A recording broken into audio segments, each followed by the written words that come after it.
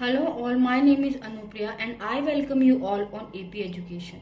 मैं आपको AP education पर एनसीईआरटी क्लास 7 पढ़ा रही हूँ। उसमें हम 5 चैप्टर्स कंप्लीट कर चुके हैं। आज हम करेंगे chapter number 6 that is respiration. लेकिन उससे पहले अगर आपने चैनल को सब्सक्राइब नहीं किया है तो प्लीज़ सब्सक्राइब करें और हर क्लास के नोटिफिकेशन के लिए बेल आइकन को प्रेस करें।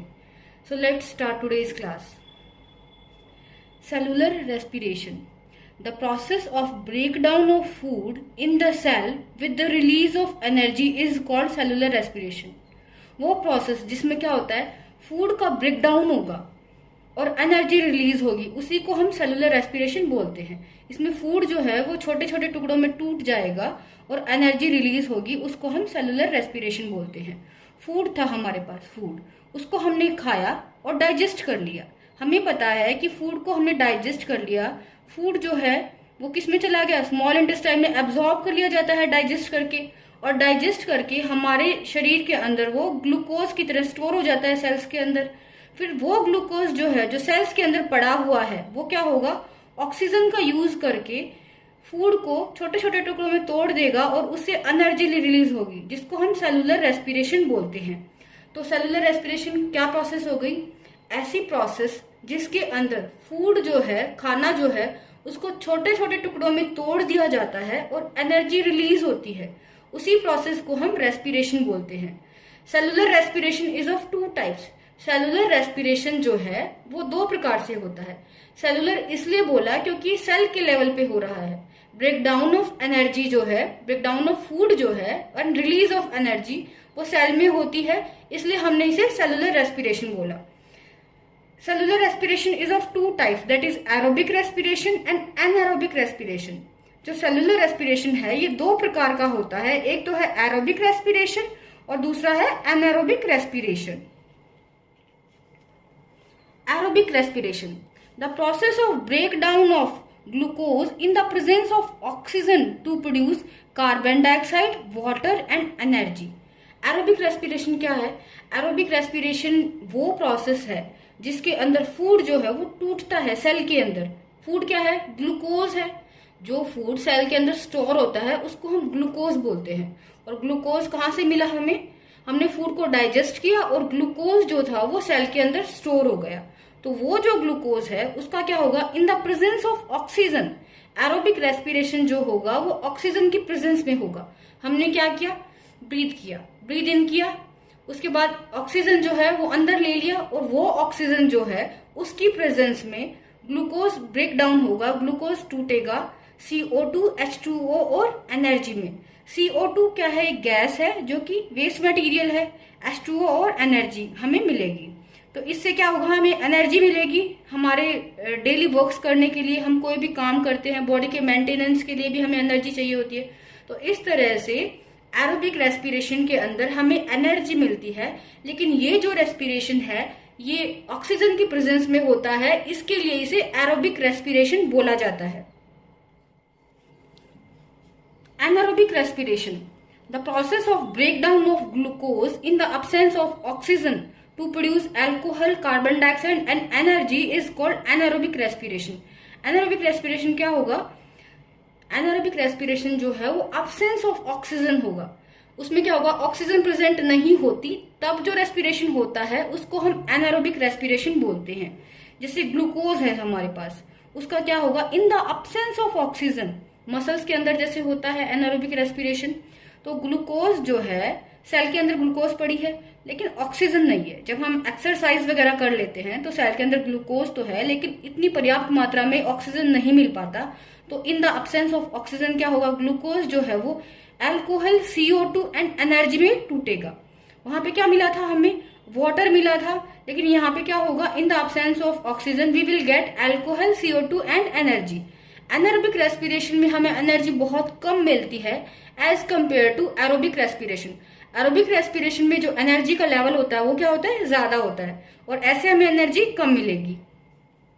Pathway for entry of oxygen, अब ऑक्सीजन जो है एटमोस्फेयर के अंदर पड़ी हुई है, वातावरण के अंदर पड़ी हुई है, वो हमारे अंदर कैसे आएगी, पहले कहाँ ऑक्सीजन एंटर करेगी, हमारे नॉस्ट्रिल्स के अंदर। नॉस्ट्रिल से नेजल पैसेज के अंदर ऑक्सीजन जाएगी, नेजल पैसेज से फिर फेरिंग्स के अंदर ऑक्सीजन जाएगी, आफ्टर दैट ट्रैकिया, ट्रैकिया के अंदर ऑक्सीजन पहुंच गई है। फिर bronchus, bronchiole and further alveoli. Alveoli के अंदर क्या होता है, ऑक्सीजन और CO2 का एक्सचेंज होगा, एक्सचेंज ऑफ गैसेस जो होगा वो एल्वियोलाई के अंदर होता है। इस तरह से nasal passage, pharynx, trachea, bronchus, bronchiole and alveoli, ये जो है ये क्या है, pathway for entry of oxygen. Oxygen जो हमारी बॉडी में हम ले रहे हैं वो कहाँ कहाँ से होके गुजर रही है, उसका पाथवे है। सबसे पहले ऑक्सीजन नेजल पैसेज में, after then pharynx, after then trachea, bronchus, bronchioles and alveoli. Alveoli के अंदर एक्सचेंज ऑफ गैसेस होगा, दैट इज CO2 और O2 का जो एक्सचेंज है वो एल्वियोलाई जो कि लंग्स के अंदर प्रेजेंट होती है, ये क्या है, हमारा ट्रैकिया है। और लंग्स के अंदर एल्वियोलाई होती है, स्मॉलेस्ट यूनिट जो होती है वो एल्वियोलाई होती है। वहां पे क्या होगा, ऑक्सीजन और कार्बन डाइऑक्साइड का एक्सचेंज होता है। Pathway for exit of carbon dioxide, अब ऑक्सीजन तो हमने ले ली, अब कार्बन डाइऑक्साइड को हम कैसे एग्जिट करेंगे, तो उसके लिए क्या होता है कि ब्लड है, ब्लड से कार्बन डाइऑक्साइड कहाँ आई, एल्वियोलाई के अंदर आई। एल्वियोलाई से ऑक्सीजन जो है वो ब्लड के अंदर चली गई है। ऑक्सीजन जो है एल्वियोलाई से वो कहाँ चली गई, वो जो है वो ब्लड के अंदर चली गई ऑक्सीजन, बल्कि ब्लड से जो कार्बन डाइऑक्साइड जो है वो एल्वियोलाई के अंदर आ गई है। एल्वियोलाई से होती हुई फिर ब्रोंकियोल्स के पास में कार्बन डाइऑक्साइड चली जाएगी। After that bronchi, pharynx, nasal passage and outside of the body. जो pathway of entry of oxygen होता है उससे जस्ट अपोजिट क्या हो जाएगा, pathway for the exit of carbon dioxide हो जाएगा। ब्लड के अंदर कार्बन डाइऑक्साइड थी, ब्लड के अंदर से कार्बन डाइऑक्साइड एल्वियोलाई के अंदर आएगी, फिर ब्रोंकियोल्स के अंदर आएगी। आफ्टर दैट ब्रोंकाई, फेरिंग्स और नेजल पैसेज से होती हुई बाहर चली जाएगी। यहाँ पर हमने बताया है कि ऑक्सीजन का जो एक्सचेंज है और कार्बन डाइऑक्साइड का जो एक्सचेंज है, that is exchange of gases जो है वो एल्वियोलाई के अंदर होता है। एल्वियोलाई ये जो है यहाँ पे क्या हो रहा है, एक्सचेंज ऑफ गैसेस हो रहा है। ब्लड के अंदर से कार्बन डाइऑक्साइड एल्वियोलाई में गई और एल्वियोलाई से जो ऑक्सीजन है वापस वो ब्लड में आ गई है। Both entry of oxygen and removal of carbon dioxide are physical process. अब जो एंटर हो रही है ऑक्सीजन हमारे अंदर एंटर हो रही है और हम रिमूव कर रहे हैं कार्बन डाइऑक्साइड को, ये दोनों ही प्रोसेस कैसी हैं, ये दोनों ही फिजिकल प्रोसेस है। और इस प्रोसेस को क्या बोलते हैं, हम ब्रीदिंग बोलते हैं।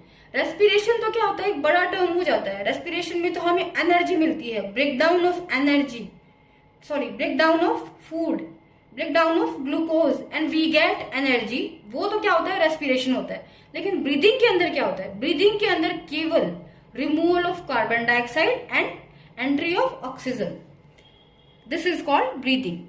Breathing is a physical process by which air rich in oxygen is taken in and air rich in carbon dioxide is given out with the help of respiratory organs. Breathing वो process होती है, breathing एक physical process है जिसके अंदर क्या होगा कि air rich in oxygen, ऐसी air जिसके अंदर ऑक्सीजन ज्यादा है वो तो हम क्या कर लेंगे, टेक इन कर लेंगे।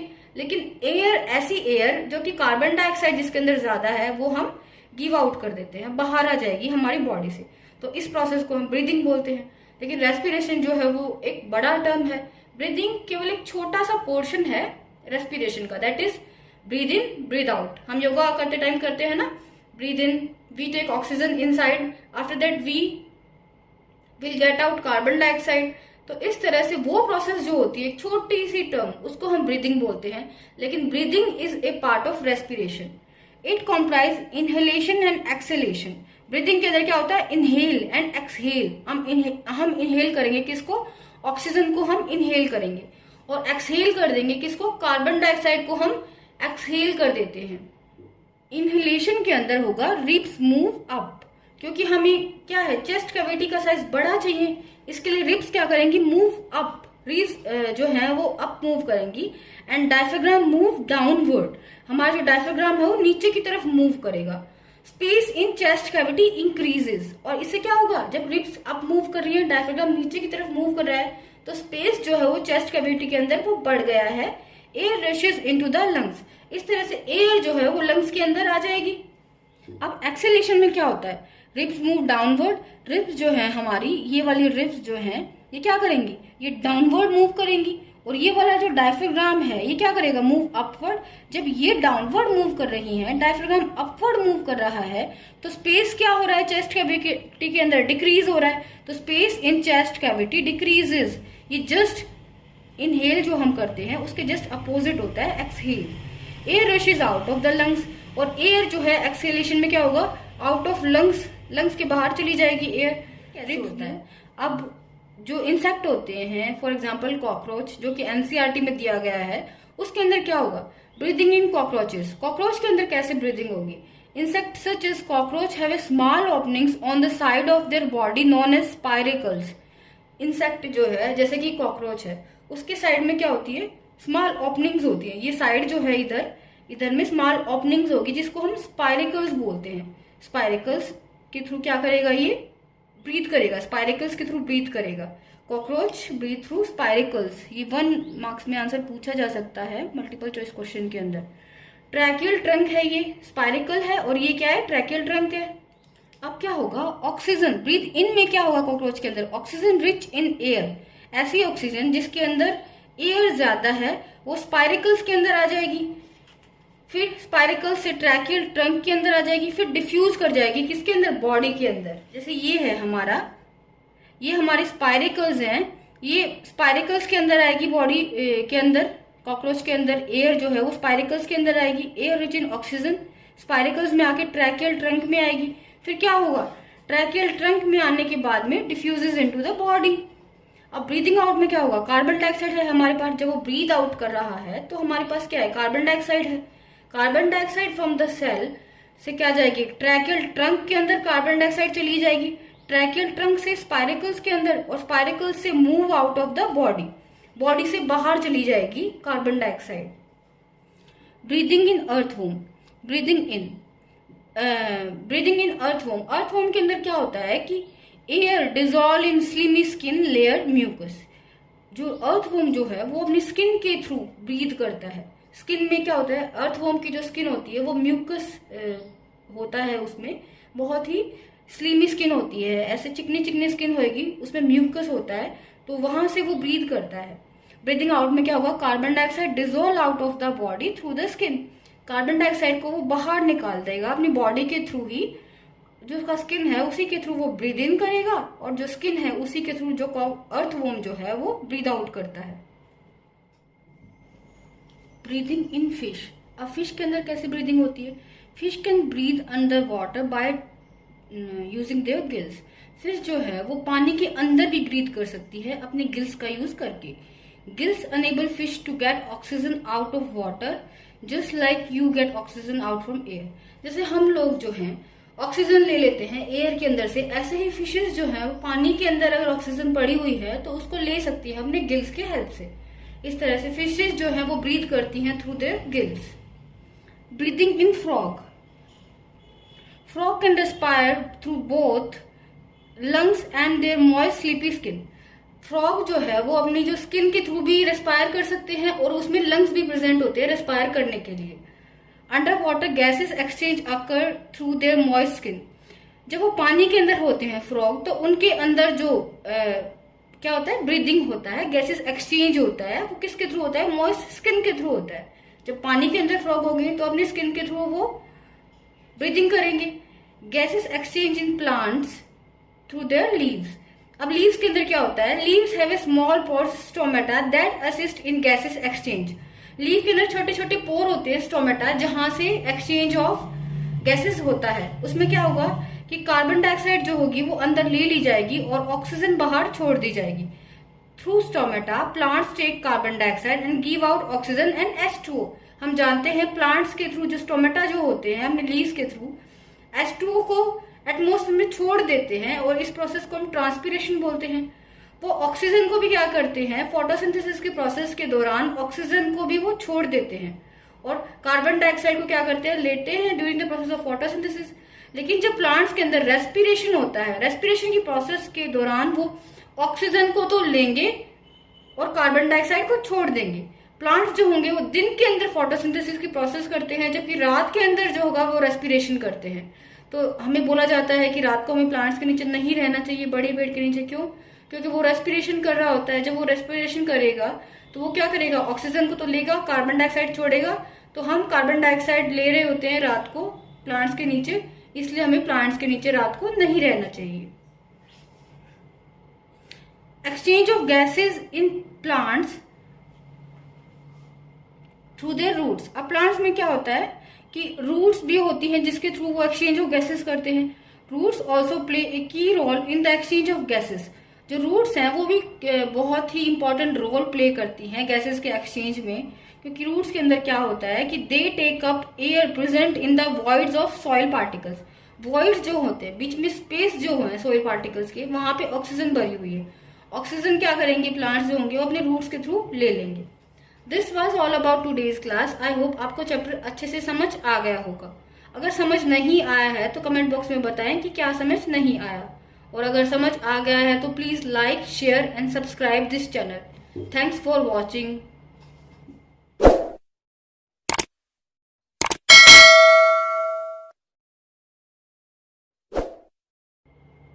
Hello all of you, my name is Anupriya and I welcome you all on AP education. मैं आपको एपी एजुकेशन पर एनसीईआरटी क्लास 7 पढ़ा रही हूँ, जिसके चलते हम आज पढ़ेंगे chapter number 7 of class 7th, transportation in animals and plants.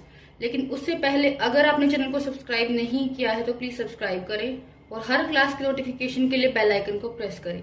So let's start today's class. Transportation system in animals and plants. We know that all living organisms like plant and animal need food, oxygen and water so that they can survive.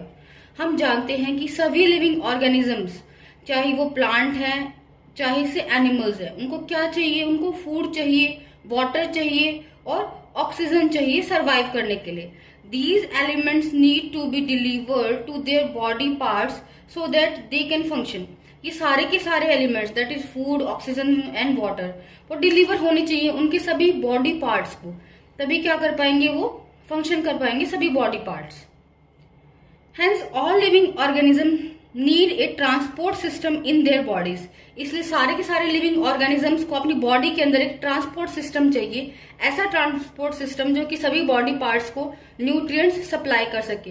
Human circulatory system, humans के अंदर वो क्या है, circulatory system है जो कि क्या करता है, ट्रांसपोर्ट का काम करता है। ट्रांसपोर्टेशन सिस्टम ह्यूमंस के अंदर सर्कुलेटरी सिस्टम है। The circulatory system is a transport system of human body which consist of a network that supply food, water, oxygen and other substances through out the body. जो humans के अंदर circulatory system है वो क्या है, एक network का बना हुआ है, एक नेटवर्क है। नेटवर्क किसका है, ब्लड वेसल्स का नेटवर्क होता है, जो कि क्या सप्लाई करता है हर बॉडी पार्ट को, फूड, वाटर, ऑक्सीजन और दूसरे जो भी एसेंशियल जो सब्सटेंसेस होते हैं वो सभी बॉडी पार्ट्स को ट्रांसपोर्ट करता है human circulatory system. The main parts of circulatory system are blood, blood vessels and heart. Human circulatory system के जो मेन पार्ट है वो क्या है, ब्लड है, ब्लड वेसल्स है एंड हार्ट है। ब्लड, ब्लड क्या होता है, blood is a red coloured fluid that flows in our body through the blood vessels. Blood जो है वो एक रेड कलर का फ्लूइड होता है जो कि हमारी ब्लड वेसल्स के अंदर फ्लो कर रहा है। और ब्लड वेसल्स क्या है, हर बॉडी पार्ट के अंदर फैली हुई है ब्लड वेसल्स नेटवर्क की तरह से। और ब्लड जो होता है वो एक रेड कलर का ऐसा फ्लूइड होता है जो ब्लड वेसल्स के अंदर फ्लो कर रहा होता है। Function of blood, the blood act as a medium of transportation of essential substances throughout our body such as oxygen and nutrients. Blood क्या करता है, ब्लड जो है वो ट्रांसपोर्टेशन सिस्टम का काम करता है, ट्रांसपोर्टेशन मीडियम का काम करता है। किसको ट्रांसपोर्ट करेगा, एसेंशियल सब्सटेंसेस को जो हमारी बॉडी में रिक्वायर्ड होते हैं, जैसे कि ऑक्सीजन है, न्यूट्रिएंट्स है, इसको ब्लड जो है वो ट्रांसपोर्ट करेगा डिफरेंट बॉडी पार्ट्स को, ताकि डिफरेंट बॉडी पार्ट्स अपना फंक्शन कर सकें। Blood carries oxygen from lungs and transport it to different cells of body. Blood क्या करेगा, लंग्स से ऑक्सीजन ले लेगा और डिफरेंट पार्ट ऑफ बॉडी जो है उनको ऑक्सीजन ट्रांसपोर्ट कर देगा। ब्लड जो है वो लंग्स से ऑक्सीजन ले लेगा, हमें पता है, हमने एल्वियोलाई पढ़ा था, एल्वियोलाई से ब्लड क्या करता है, ऑक्सीजन लेता है, रेस्पिरेशन में हमने पढ़ा था। और वो जो ऑक्सीजन है वो हर एक बॉडी के टिश्यू को, हर एक सेल को ब्लड सप्लाई कर देगा। The blood also carries waste material to kidney which filter the blood. हमारी किडनीज जो होती हैं वो वेस्ट मटेरियल को क्या करती हैं, फिल्टर करती हैं, ब्लड को फिल्टर कर रही होती हैं और वेस्ट मटेरियल को वो ले लेती हैं। तो ब्लड जो है वो वेस्ट मटेरियल किडनी को सप्लाई कर रहा होता है। The small intestine digest the food and absorb it's nutrients. Small intestine क्या करती है, फूड को तो डाइजेस्ट कर लेती है और उसके जो भी न्यूट्रिएंट्स होते हैं, एसेंशियल न्यूट्रिएंट्स, उनको एब्जॉर्ब कर लेगी। अकेली स्मॉल इंटेस्टाइन डाइजेस्ट नहीं करती, पहले बक्कल कैविटी में डाइजेस्ट होता है, फिर स्टमच में होता है, फिर स्मॉल इंटेस्टाइन में सबसे ज्यादा फूड डाइजेस्ट होता है और स्मॉल इंटेस्टाइन क्या करेगी, डाइजेस्टेड फूड जो होता है उसको एब्जॉर्ब कर लेगी। These nutrients are provided to all parts of body through blood. अब जो स्मॉल इंटेस्टाइन के अंदर फूड था उसको क्या किया गया, एब्जॉर्ब कर लिया गया। अब वो जो ग्लूकोज होता है उसको क्या करेगा, ब्लड हर एक बॉडी पार्ट में उसको सप्लाई करेगा। The blood also protect the body from losing blood by forming a blood clot at the place of injury. Blood जो है वो रोकता है किसको, अपने आप को लूज होने से। कैसे, अगर हमें कहीं पे इंजुरी हो गई तो वहां पे ब्लड क्या होता है कि ब्लड क्लॉट हो जाता है, ब्लड का एक थक्का बन जाता है। इसलिए इंजुरी के समय ब्लड ही प्रोटेक्ट करता है हमारी बॉडी को कि ज्यादा ब्लड लॉस ना हो। The blood contain a special substance that help in regulating the temperature of body. Blood के अंदर एक स्पेशल सब्सटेंस भी होता है जो कि बॉडी का जो टेम्परेचर है उसको रेगुलेट करने के काम आता है। Components of blood. अब ब्लड के क्या क्या कंपोनेंट्स होते हैं, blood plasma, red blood cells, white blood cells and blood platelets. Blood के 4 कंपोनेंट्स होते हैं। First one is blood plasma, second is red blood cell, third is white blood cells and fourth one is blood platelets. Blood plasma, the liquid substance present in blood is called blood plasma. Liquid substance, ऐसा liquid substance जो कि blood के अंदर present होता है उसको हम blood plasma बोलते हैं। ये लिक्विड सब्सटेंस होता है। Almost 55% of blood is blood plasma. Blood का लगभग 55% जो है वो तो ब्लड प्लाज्मा ही है। The plasma facilitates the transportation of different substances through out the body. Plasma क्या करता है, वही ब्लड अगर ट्रांसपोर्ट कर रहा है तो प्लाज्मा भी क्या करेगा, फैसिलिटेट्स ट्रांसपोर्टेशन, ट्रांसपोर्टेशन का काम करेगा। अलग अलग सब्सटेंसेस को ट्रांसपोर्ट करता है प्लाज्मा भी, डिफरेंट बॉडी पार्ट्स को। The blood plasma is made up of water, salt, fat, protein and sugar. Blood plasma जो है वो वाटर, फैट, सॉल्ट, प्रोटीन और शुगर का बना होता है। सेकंड कंपोनेंट क्या है ब्लड का, that is red blood sales. दूसरा कंपोनेंट ब्लड का होता है वो रेड ब्लड सेल्स होता है। इसको हम आरबीसीज भी बोलते हैं। RBCs, they are present in ample amount in blood. ये ब्लड के अंदर बहुत एम्पल अमाउंट में प्रेजेंट होती है, बहुत ज्यादा प्रेजेंट होती है। That is 40 to 45% of RBCs present in blood. They are red in colour because they contain a special pigment called haemoglobin. RBC जो होती है हमारी वो रेड कलर की होती है क्योंकि इनके अंदर एक स्पेशल पिगमेंट होता है जिसको हम हीमोग्लोबिन बोलते हैं। रेड कलर का पिगमेंट होता है वो आरबीसी के अंदर प्रेजेंट होता है, इसलिए आरबीसी जो होती है वो रेड कलर की होती है क्योंकि उसके अंदर क्या प्रेजेंट है, हीमोग्लोबिन प्रेजेंट होता है। The oxygen we take in bind itself with the haemoglobin and hence reaches every cell of body through the blood.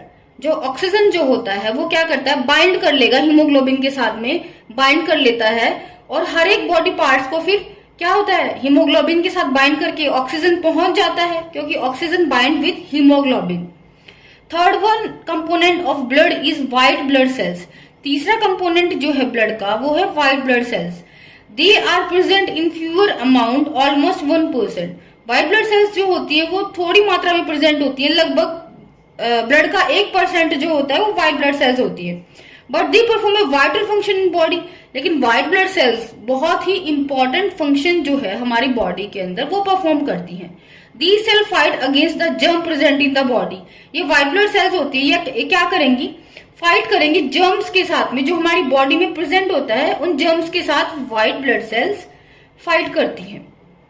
White blood cells जो होती हैं हमारी बॉडी में 1% ही होती हैं, लेकिन ये बहुत ही एक इंपॉर्टेंट फंक्शन परफॉर्म करती हैं। That is they fight with germs present in our body. हमारी बॉडी में जितने भी जर्म्स होते हैं उनके साथ क्या करेंगी, ये फाइट करेंगी। Fourth component of blood is blood platelets.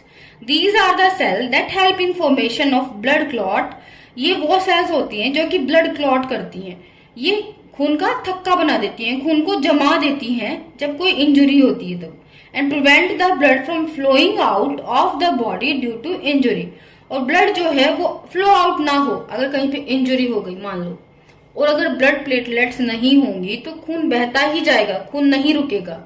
लेकिन ब्लड प्लेटलेट्स क्या करती हैं, उस खून का थक्का बना देती हैं, ब्लड क्लॉट बना देती हैं, इसलिए ब्लड जो है वो इंजुरी के टाइम पे बहने से रुक जाता है। ब्लड वेसल्स, सेकेंड पार्ट जो है ट्रांसपोर्टेशन में वो आता है ब्लड वेसल्स। फर्स्ट जो था वो था ब्लड, जो कि हम पढ़ चुके हैं। Second one is blood vessel and third one is heart. Our body contains tube-like structure called blood vessels that help in transportation of blood throughout the body. हमारी बॉडी के अंदर ट्यूब लाइक स्ट्रक्चर होती है जिसको हम क्या बोलते हैं, ब्लड वेसल्स होती हैं, जो कि ब्लड को कैरी करने का काम करेंगी अलग अलग बॉडी पार्ट्स को। Our body contains two type of blood vessels based on the function that they perform, namely arteries and veins. हमारी बॉडी के अंदर दो तरह की ब्लड वेसल्स होती है जिसको बोलते हैं हम आर्टरीज और वेन्स। इनका जो नेम है उनके फंक्शन के अकॉर्डिंग नेम है, that is arteries and veins. Arteries, these blood vessels carry blood from heart that contain oxygen into different part of body. Arteries जो होती हैं वो ऑक्सीजनेटेड ब्लड को, ब्लड दैट कंटेन ऑक्सीजन, ऐसे blood को different body parts को लेके जाएंगे, क्योंकि बॉडी पार्ट्स को कैसा ब्लड चाहिए, बॉडी पार्ट्स को अच्छा ब्लड चाहिए। अच्छा ब्लड वो होगा जिसके अंदर ऑक्सीजन होगी, ऑक्सीजनेटेड ब्लड। तो आर्टरीज जो है वो अच्छा ब्लड लेके जाती हैं, ए से आर्टरीज एंड ए से अच्छा ब्लड लेके जाती है। हम इस क्लू से याद रख सकते हैं कि आर्टरीज जो है वो ऑक्सीजनेटेड ब्लड लेके जाती हैं डिफरेंट बॉडी पार्ट्स को। Arteries have a thick wall as blood pressure is quite high, क्योंकि आर्टरीज के अंदर ब्लड प्रेशर बहुत ज्यादा होता है तो इसकी वॉल कैसी होगी, थिक वॉल होती है आर्टरीज की। They are narrow so that the blood can quietly flow through them. They are narrow so that the blood can flow quickly through them. ये आर्टरीज जो होती हैं ये नैरो होती हैं, नैरो होंगी तो blood can flow quickly through them. They do not contain valves as the blood always flow in right direction due to pumping of heart. Arteries के अंदर किसी भी तरह के वेल्व्स नहीं होते क्योंकि ये हरदम राइट डायरेक्शन के अंदर ही इसमें फ्लो करेगा ब्लड, हार्ट के पंपिंग की वजह से राइट डायरेक्शन में ही ब्लड हरदम फ्लो करेगा, इसलिए आर्टरीज के अंदर किसी भी तरह के वेल्व्स नहीं होते। Second blood vessel is vein. We say vein, we say waste, इसको हम ऐसे भी क्लू के साथ याद रख सकते हैं। These blood vessels carry blood that is rich in CO2 from body organs to heart. ये जो ब्लड वेसल्स होती हैं ये क्या करेंगी, CO2 वाला जो ब्लड है दैट इज डीऑक्सीजनेटेड ब्लड है जिसके अंदर CO2 होता है, उसको कैरी करेंगी डिफरेंट बॉडी पार्ट्स से हार्ट की तरफ, क्योंकि उसको साफ करना है, अभी हार्ट ने उसको ऑक्सीजनेटेड करना है, इसलिए ये जो होंगी वो क्या करेंगी, ब्लड कैरी करती हैं that is CO2 rich blood from different body organ to heart. Veins do not have a thick walls as the pressure is quite low. Veins की जो वॉल्स होती हैं वो थिक नहीं होती, मोटी नहीं होती उसकी वॉल्स, क्योंकि प्रेशर कम होता है तो obviously they don't have a thick walls. Thick walls नहीं चाहिए क्योंकि प्रेशर क्या है, कम है। They are slightly wider than arteries. ये क्या है, आर्टरी से वाइडर है, इसीलिए भी यहाँ पे क्या होता है, प्रेशर कम होता है, क्योंकि ये कैसी है, वाइड है, चौड़ी ज्यादा है, इसलिए प्रेशर इसके अंदर कम होगा। They contain walls that prevent blood flowing in opposite direction. इनके अंदर वॉल्स प्रेजेंट होते हैं, वॉल प्रेजेंट होते हैं जो कि क्या करते हैं, ब्लड को अपोजिट डायरेक्शन में फ्लो होने से रोकते हैं। Pulse, we know that the heart pump blood in arteries. हमें पता है हार्ट जो है वो ब्लड पंप करता है किसके अंदर, आर्टरीज के अंदर हार्ट जो है वो ब्लड पंप करेगा। तो this continuous pumping of blood in arteries result in rhythmic throbbing which is called pulse. ये जो कंटिन्यूस ब्लड का फ्लो है, कंटिन्यूस पंपिंग जो है आर्टरीज के अंदर, इसकी वजह से क्या होती है, रिदमिक थ्रॉम्बिंग होती है। हमने देखा होगा हमारे हाथ पे, जब हम कलाई पे हाथ लगाते हैं अपने हैंड की कलाई पर, इस तरह से जब हम पकड़ते हैं इसको, तो यहाँ पे क्या होता है कि हमें कुछ पंपिंग, रिदमिक थ्रॉम्बिंग सुनाई देती है, जो कि क्या होती है, वो एक पल्स होती है। पल्स रेट कितनी होती है, pulse rate is defined as number of pulse beat per minute. Pulse rate को हम डिफाइन करेंगे कि नंबर ऑफ बीट, कितनी बीट आ रही है जब हमने हाथ के ऊपर, जब हमारा हैंड है उसकी कलाई पे जब हमने टच किया तो हमें कितनी पल्स जो है वो फील हो रही है, वो ही पल्स रेट होता है। नॉर्मल पल्स रेट जो है 1 मिनट में, नॉर्मल पल्स रेट जो है वो 70 to 80 बीट्स पर मिनट है। जो नॉर्मल ह्यूमन बींग्स हैं उनके अंदर पल्स रेट जो है वो 72 से 80 बीट्स पर मिनट होगा। Vessels, pulmonary artery. अभी ब्लड वेसल्स में ही क्या आता है, पल्मोनरी आर्टरी जो है एक दूसरी तरह की आर्टरी है। आर्टरी जो होती है वो ऑक्सीजनेटेड ब्लड कैरी करती है, लेकिन ये जो पल्मोनरी आर्टरी है ये क्या करती है, the pulmonary artery is a special blood vessels that connect the heart to lung. ये हार्ट को लंग्स से जोड़ती है, मतलब हार्ट से ब्लड लेके जाएगी लंग्स को। Hence it is unlike all the arteries, इसलिए ये क्या है, दूसरी आर्टरीज से अलग है। That carry oxygen rich blood। अब दूसरी जो आर्टरीज होती हैं ये वो ऑक्सीजन रिच ब्लड कैरी करती हैं, लेकिन पल्मोनरी आर्टरी जो है वो डीऑक्सीजनेटेड ब्लड लेके जाती है। कहाँ से, हार्ट से लंग्स की तरफ डीऑक्सीजनेटेड ब्लड लेके जाएगी, उसको ऑक्सीजनेटेड करवाने के लिए वो लंग्स के पास। Second one is pulmonary vein. Pulmonary vein is the special blood vessels that connect the lung and heart। Pulmonary vein क्या है, दूसरी तरह की स्पेशल ब्लड वेसल्स होती हैं जो कनेक्ट करती हैं किसको, लंग्स को और हार्ट को। अभी लंग से ऑक्सीजनेटेड ब्लड हार्ट को लेकर आएंगी। वैसे तो वेन्स कैसा ब्लड लेकर आती हैं, वैसे तो वेन्स के अंदर डीऑक्सीजनेटेड ब्लड होता है जो कि बॉडी पार्ट से और हार्ट को लेके आती हैं, लेकिन पल्मोनरी वेन जो है एक स्पेशल टाइप की वेन है जो कि लंग्स से हार्ट की तरफ ब्लड लेकर आएगी और ऑक्सीजनेटेड ब्लड ये कैरी करती है। It carries oxygen rich blood from lungs to heart, hence it is unlike all other veins that carry oxygen less blood. ये क्या करती है, ऑक्सीजन रिच ब्लड जो है वो लंग्स से हार्ट की तरफ कैरी करेगी, इसलिए दूसरी जो वेन्स है उससे डिफरेंट है, क्योंकि दूसरी वेन्स कैसा ब्लड कैरी करती हैं, डीऑक्सीजनेटेड। लेकिन पल्मोनरी वेन एक एक्सेप्शन है जो कि लंग्स से हार्ट की तरफ ऑक्सीजनेटेड ब्लड कैरी करेगी। कैपिलरीज, कैपिलरीज क्या है, small blood vessels are called capillaries. छोटी छोटी जो ब्लड वेसल्स होती हैं उसी को हम क्या बोलते हैं, कैपिलरीज बोलते हैं। The arteries divide themselves into capillaries. Arteries होती हैं जो कि हार्ट से अच्छा ब्लड लेकर आ रही होती हैं, ऑक्सीजनेटेड ब्लड लेकर आ रही होती हैं, वो क्या करती है अपने आप को कैपिलरीज में डिवाइड कर लेंगी, बहुत सारी छोटी छोटी कैपिलरीज में। Which then deliver oxygenated blood, जो कि डिफरेंट टिश्यूज के अंदर जाएंगी, कैपिलरीज डिफरेंट सेल्स के अंदर जाकर के क्या करेंगी, उनको ऑक्सीजनेटेड ब्लड उनको देंगी। Then these capillaries take up deoxygenated blood from the tissue to veins. फिर क्या करती हैं ये, डीऑक्सीजनेटेड ब्लड जो होंगी वो टिश्यू से ले लेंगी और वेन्स के अंदर आके डीऑक्सीजनेटेड ब्लड को छोड़ देंगी। और फिर डीऑक्सीजनेटेड ब्लड क्या करता है कि वेन्स से और हार्ट के पास चला जाएगा। वेन्स क्या करेंगी, वेन्स जो है वो डिफरेंट बॉडी पार्ट्स से हार्ट के पास डीऑक्सीजनेटेड ब्लड को लेकर जाएंगी। The heart pump the blood in the blood vessels. Heart क्या करता है, ब्लड जो होगा उसको ब्लड वेसल्स के अंदर पंप करेगा। It is located in chest cavity. We all know that heart is located in chest cavity. Its lower part is a little tilted towards the left.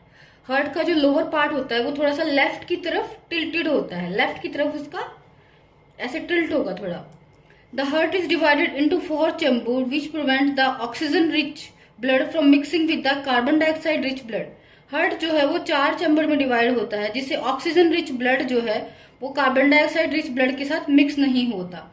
The right atria and right ventricle contain deoxygenated blood.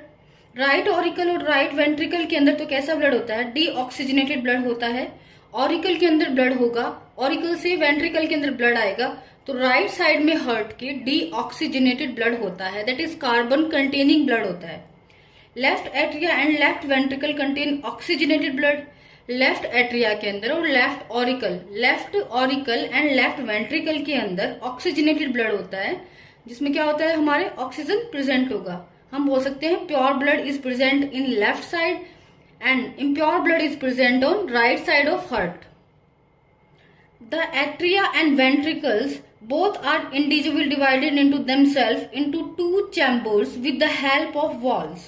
Atria और ventricle जो हैं वो दोनों भी क्या होंगे, divided होंगे, क्योंकि 2 ऑरिकल्स हैं 2 वेंट्रिकल्स हैं, तो वो भी आपस में डिवाइडेड होती हैं। 2 ऑरिकल्स एंड 2 वेंट्रिकल्स करके हार्ट में 4 चैम्बर बन जाते हैं। From the left ventricle the biggest artery of our body called aorta begins. Left ventricle से हमारी जो सबसे बड़ी आर्टरी है जिसको हम अरोटा बोलते हैं वो निकलती है, क्योंकि लेफ्ट पार्ट जो है हार्ट का उसके अंदर कैसा ब्लड है, ऑक्सीजनेटेड ब्लड है, प्योर ब्लड है। तो उसके अंदर से लेफ्ट आर्टरी निकलेगी, कैसा ब्लड लेके, लेफ्ट जिसको हम अरोटा बोलते हैं, अच्छा ब्लड लेके निकलेगी। The right atrium of body receive deoxygenated blood from the body through a when called vena cava. जो राइट एट्रियम है, राइट ऑरिकल जो है, उसके अंदर पूरी बॉडी से डीऑक्सीजनेटेड ब्लड जो है वो इकट्ठा हो जाता है। Vena cava is the largest when of our body. Vena cava जो है वो हमारी बॉडी की सबसे बड़ी वेन होती है, और अरोटा क्या है, सबसे बड़ी आर्टरी है। ये हार्ट है, इसमें राइट ऑरिकल है, left auricle, right ventricle, left ventricle. हमें पता है कि राइट साइड में जो है ऑक्सीजनेटेड ब्लड होता है, दैट इज प्योर ब्लड होता है। तो अरोटा क्या करेगी, राइट साइड में प्योर ब्लड ले करके ऑक्सीजनेटेड ब्लड जिसको हम बोलेंगे पूरे बॉडी ऑर्गन्स को लेके जाएगी। बॉडी ऑर्गन्स में क्या होता है, कैपिलरीज जो होती हैं वो टिश्यूज और सेल को ब्लड देंगी। टिश्यूज और सेल से ब्लड जो है वो कैपिलरी जो है वो ब्लड को ले लेंगी और वेना कैवा के अंदर छोड़ देंगी। फिर ये वेना कैवा जो है ये राइट ऑरिकल में ओपन हो रही है, और फिर राइट ऑरिकल से ब्लड राइट वेंट्रिकल में आएगा। वेंट्रिकल से फिर ब्लड को पल्मोनरी आर्टरी जो है वो लंग्स की तरफ लेके जाएगी। आर्टरी जो है वो ब्लड को ले जाने का काम कर रही है। हम देख रहे हैं यहाँ पर अरोटा जो है ये एक आर्टरी है, ये बॉडी ऑर्गन्स को ऑक्सीजनेटेड ब्लड लेके जाती है। यहाँ पे पल्मोनरी आर्टरी डीऑक्सीजनेटेड ब्लड लेके जाएगी लंग्स को ऑक्सीजनेटेड करवाने के लिए। फिर पल्मोनरी वेन क्या करती है, वेन जो है वो लाने का काम करती है। वेना कैवा है सारे बॉडी ऑर्गन से डीऑक्सीजनेटेड ब्लड को लेकर आएगी, लेकिन पल्मोनरी वेन एक ओनली ऐसी वेन है जो ब्लड लेकर आएगी लंग्स से, लेकिन वो ऑक्सीजनेटेड ब्लड होगा और उसको आकर के लेफ्ट ऑरिकल में छोड़ देती है ब्लड को। इस तरह से पूरा सर्कुलेशन चलता है। Heart beat, the muscle of heart relax and contract continuously as it pump the blood in the arteries. This rhythmic contraction and relaxation of heart is called heart beat. Muscles जो होंगी heart की वो लगातार क्या करेंगी, contract होंगी, फिर relax होंगी, फिर कॉन्ट्रैक्ट होंगी, फिर रिलैक्स होंगी, और इस तरह से वो आर्टरीज के अंदर क्या करती हैं, ब्लड पंप करती हैं। ये जो रिदमिक कॉन्ट्रैक्शन और रिलैक्सेशन है हार्ट का, एक बार कॉन्ट्रैक्ट हो रहा है, एक बार रिलैक्स हो रहा है, इसी को हम हार्ट बीट बोलते हैं। The stethoscope is an instrument that is used to listen the heart beat of a person. Stethoscope एक ऐसा इंस्ट्रूमेंट है जो कि पर्सन की हार्ट बीट को लिसन करता है, या पर्सन की जो हार्ट बीट है हम स्टेथोस्कोप से पता लगा सकते हैं। जैसे डॉक्टर्स यूज करते हैं ना, स्टेथोस्कोप चेस्ट में लगाते हैं, फिर अपने ईयर्स में लगा के, और हार्ट की जो वाइब्रेशंस होती है वो उनको सुनते हैं। It amplifies the heartbeat so that the doctor can monitor it and find out the patient condition. ये क्या करता है स्टेथोस्कोप, एम्पलीफाइज करता है हार्ट बीट को, ताकि डॉक्टर जो है वो जो भी पेशेंट है उसकी कंडीशन का पता लगा सके कि हार्ट की उसकी कंडीशन कैसी है। It contains two earpiece, a tube that contain them in a chest cavity comprising of a sensitive diaphragm. इसमें क्या होता है, एक तो चेस्ट कैविटी का पीस होता है, हमें पता है स्टेथोस्कोप के अंदर, और दो क्या होते हैं, ईयर पीस होते हैं। तो ये क्वेश्चन पूछा जा सकता है कि डॉक्टर जो है वो किसका यूज करते हैं हार्ट बीट को सुनने के लिए, पर्सन की हार्ट बीट को सुनने के लिए। So that is stethoscope. Do all animal possess circulatory system, क्या सभी एनिमल्स जो है वो सर्कुलेटरी सिस्टम होता है उनके अंदर?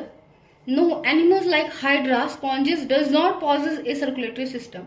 एनिमल्स जैसे कि हाइड्रा है, स्पॉन्जेस है, इनके अंदर सर्कुलेटरी सिस्टम नहीं होता।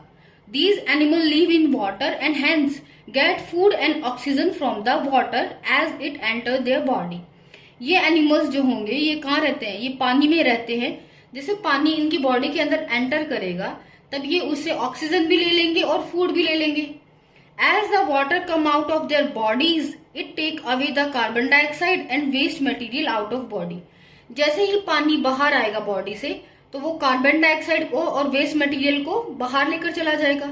इस तरह से जो लोअर ऑर्गेनिजम्स होते हैं लाइक हाइड्रा एंड स्पॉन्जेस, उनके अंदर सर्कुलेटरी सिस्टम नहीं होता और उनको सर्कुलेटरी सिस्टम की नीड ही नहीं होती, क्योंकि वो डायरेक्ट वाटर के कांटेक्ट में होते हैं।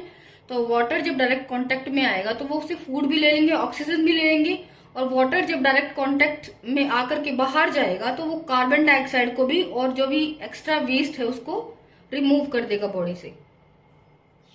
Excretion in animals, the cell in animal release some waste product as they perform different function. अब सेल जो है वो अलग अलग फंक्शन परफॉर्म कर रही है तो वो कुछ ना कुछ वेस्ट भी रिलीज करेगी। जैसे हम चिप्स खाते हैं तो चिप्स में हमने चिप्स तो खा लिया लेकिन उसका वेफर जो रह गया वो वेस्ट है, तो जैसे रैपर उसका रह गया वो वेस्ट है। इसी तरह से सेल जो है हमारी वो भी कुछ ना कुछ वेस्ट प्रोडक्ट रिलीज करती है। These waste product are toxic and hence they must be removed from the bodies of living organisms. ये जो वेस्ट प्रोडक्ट जो कि सेल रिलीज कर रही है वो कैसे हैं, टॉक्सिक हैं, हमारे लिए हानिकारक हैं और इनको लिविंग ऑर्गेनिज्म की बॉडी से रिमूव करना तो बहुत जरूरी है।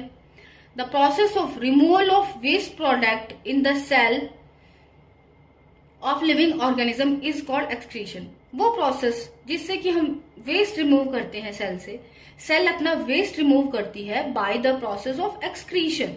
तो जो रिमूवल ऑफ वेस्टेज का प्रोसेस होता है उसी को हम एक्सक्रीशन बोलते हैं। The excretory system is a system in living organism that undergo excretion. अब ह्यूमन बींग्स के अंदर क्या होता है कि एक्सक्रीटरी सिस्टम होता है जिसके थ्रू एक्सक्रीशन होगा। उसमें क्या होंगी, 2 किडनीज होंगी, 2 यूरेटर होंगे, एक ब्लेडर है और एक यूरेथ्रा है। The excretory system consist of different organs. Excretory system क्योंकि पूरा एक सिस्टम है तो वो अलग अलग ऑर्गन्स से बना हुआ है, जिसमें क्या आएगा, kidneys, ureter, urinary bladder and urethra. तो एक्सक्रीटरी सिस्टम है उसके कितने पार्ट हैं, 4 पार्ट्स हैं। Kidneys, there are 2 organ called kidney present in our body. हमारी बॉडी में 2 किडनी प्रेजेंट होती है। The kidney contain blood capillaries that filter out unwanted substance from the body in the form of urine. Kidney के अंदर क्या होती है, blood capillaries होती हैं जो कि अनवांटेड सब्सटेंस को क्या करेंगी, फिल्टर करेंगी इन the form of urine. Urine जो है वो अनवांटेड सब्सटेंस है और ब्लड आएगा किडनी के पास। किडनी क्या करेंगी, उसमें से फिल्टर करेंगी ब्लड को और उसमें से यूरिन को अलग कर देंगी। यूरिन इज वेस्ट और ब्लड को, जो प्योर ब्लड है, उसको अलग कर देंगी। Urinary bladder, the urine produce by kidney is stored in urinary bladder. अब जो यूरिन किडनी ने प्रोड्यूस किया है वो यूरिनरी ब्लैडर के अंदर क्या हो जाएगा, स्टोर हो जाएगा। अब कौन स्टोर करेगा, ureters. There are 2 tube like structure which connect the kidney and the urinary bladder together. हमने देखा कि यूरेटर जो होती हैं ये किडनीज होती हैं 2, उससे 2 यूरेटर निकलती हैं। तो यूरेटर की सहायता से ही किसके अंदर, यूरिनरी ब्लैडर के अंदर यूरेटर के थ्रू ही यूरिन आएगा। They allow passage of urine from kidney to bladder. इस तरह से यूरेटर जो है वो अलाउ करते हैं कि किडनी से यूरिन जो है वो ब्लैडर के अंदर आ जाए और कनेक्ट करने का काम करते हैं किडनी को और ब्लैडर को urethra. There is a muscular tube through which the urine moves out of the body. ये क्या होता है, एक मस्कुलर ट्यूब होता है urethra, from where the urine moves out of the body. Different organism excrete different waste. अब अलग अलग ऑर्गेनिज्म जो है वो अलग अलग वेस्ट को एक्सक्रीट करते हैं। The major excretory product in human is urea. Humans के अंदर जो सबसे एक्सक्रीटरी प्रोडक्ट है, मेजर एक्सक्रीटरी प्रोडक्ट है, अगर हमसे पूछे कोई ह्यूमन बींग्स के अंदर तो हम बोलेंगे कि urea is the major excretory product. The urine consists of toxic waste 2.5%, urea 2.5% and water 95%. Urine के अंदर 2.5% तो क्या होते हैं, अदर वेस्ट होते हैं। 2.5% यूरिया होगा, 95% जो होता है यूरिन के अंदर वो वाटर होता है। The way in which waste chemical are removed from the body of an animal depend upon availability of water.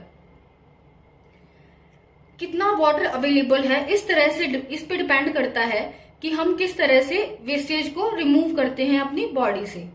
जैसे fish and aquatic animal excrete ammonia in water, क्योंकि अमोनिया को ज्यादा पानी की जरूरत होती है रिमूव करने के लिए, और फिश और एक्वेटिक एनिमल्स जो होते हैं वो पानी में ही रहते हैं, तो उनका जो एक्सक्रीटरी प्रोडक्ट है वो अमोनिया होता है, फिशेज का और एक्वेटिक एनिमल्स का।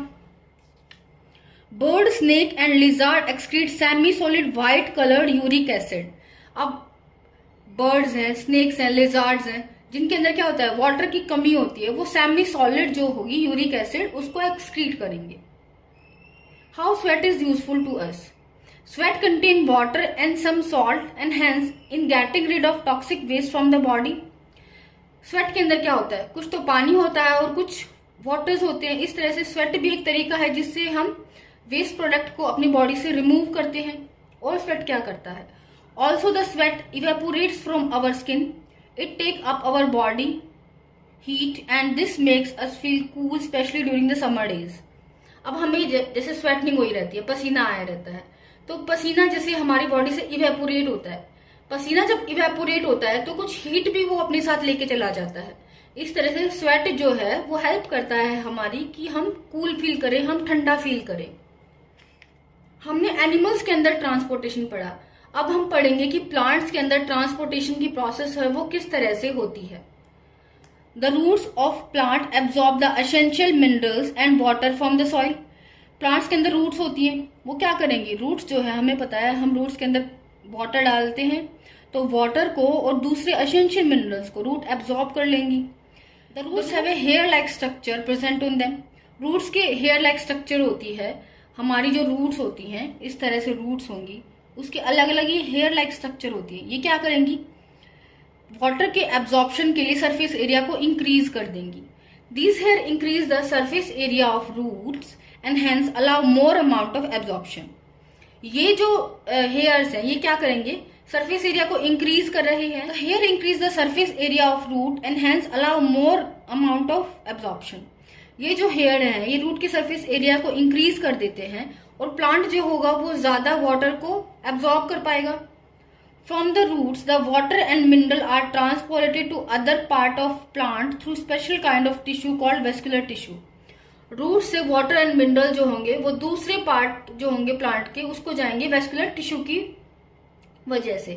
या फिर हम बोल सकते हैं क्योंकि प्लांट्स को तो क्या चाहिए होता है, फूड भी चाहिए, फिर वाटर भी चाहिए, उसका ट्रांसपोर्टेशन कौन करेगा, रूट्स ने एब्जॉर्ब कर लिया, लेकिन प्लांट के अंदर वेस्कुलर टिश्यू होते हैं वो उसका ट्रांसपोर्टेशन करेंगे। वेस्कुलर टिश्यू कौन से होते हैं प्लांट्स के अंदर, वो होते हैं जाइलम एंड फ्लोएम।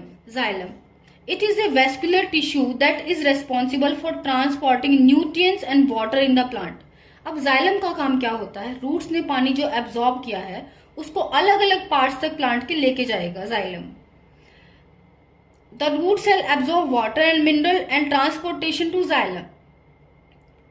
जो रूट्स हैं वो क्या करेंगी, वाटर एंड मिनरल को एब्जॉर्ब कर रही हैं और जाइलम को ट्रांसपोर्ट कर रही हैं कि जाओ पूरे जो भी ऑर्गन्स हैं प्लांट के उनको वाटर और मिनरल्स प्रोवाइड करके आओ।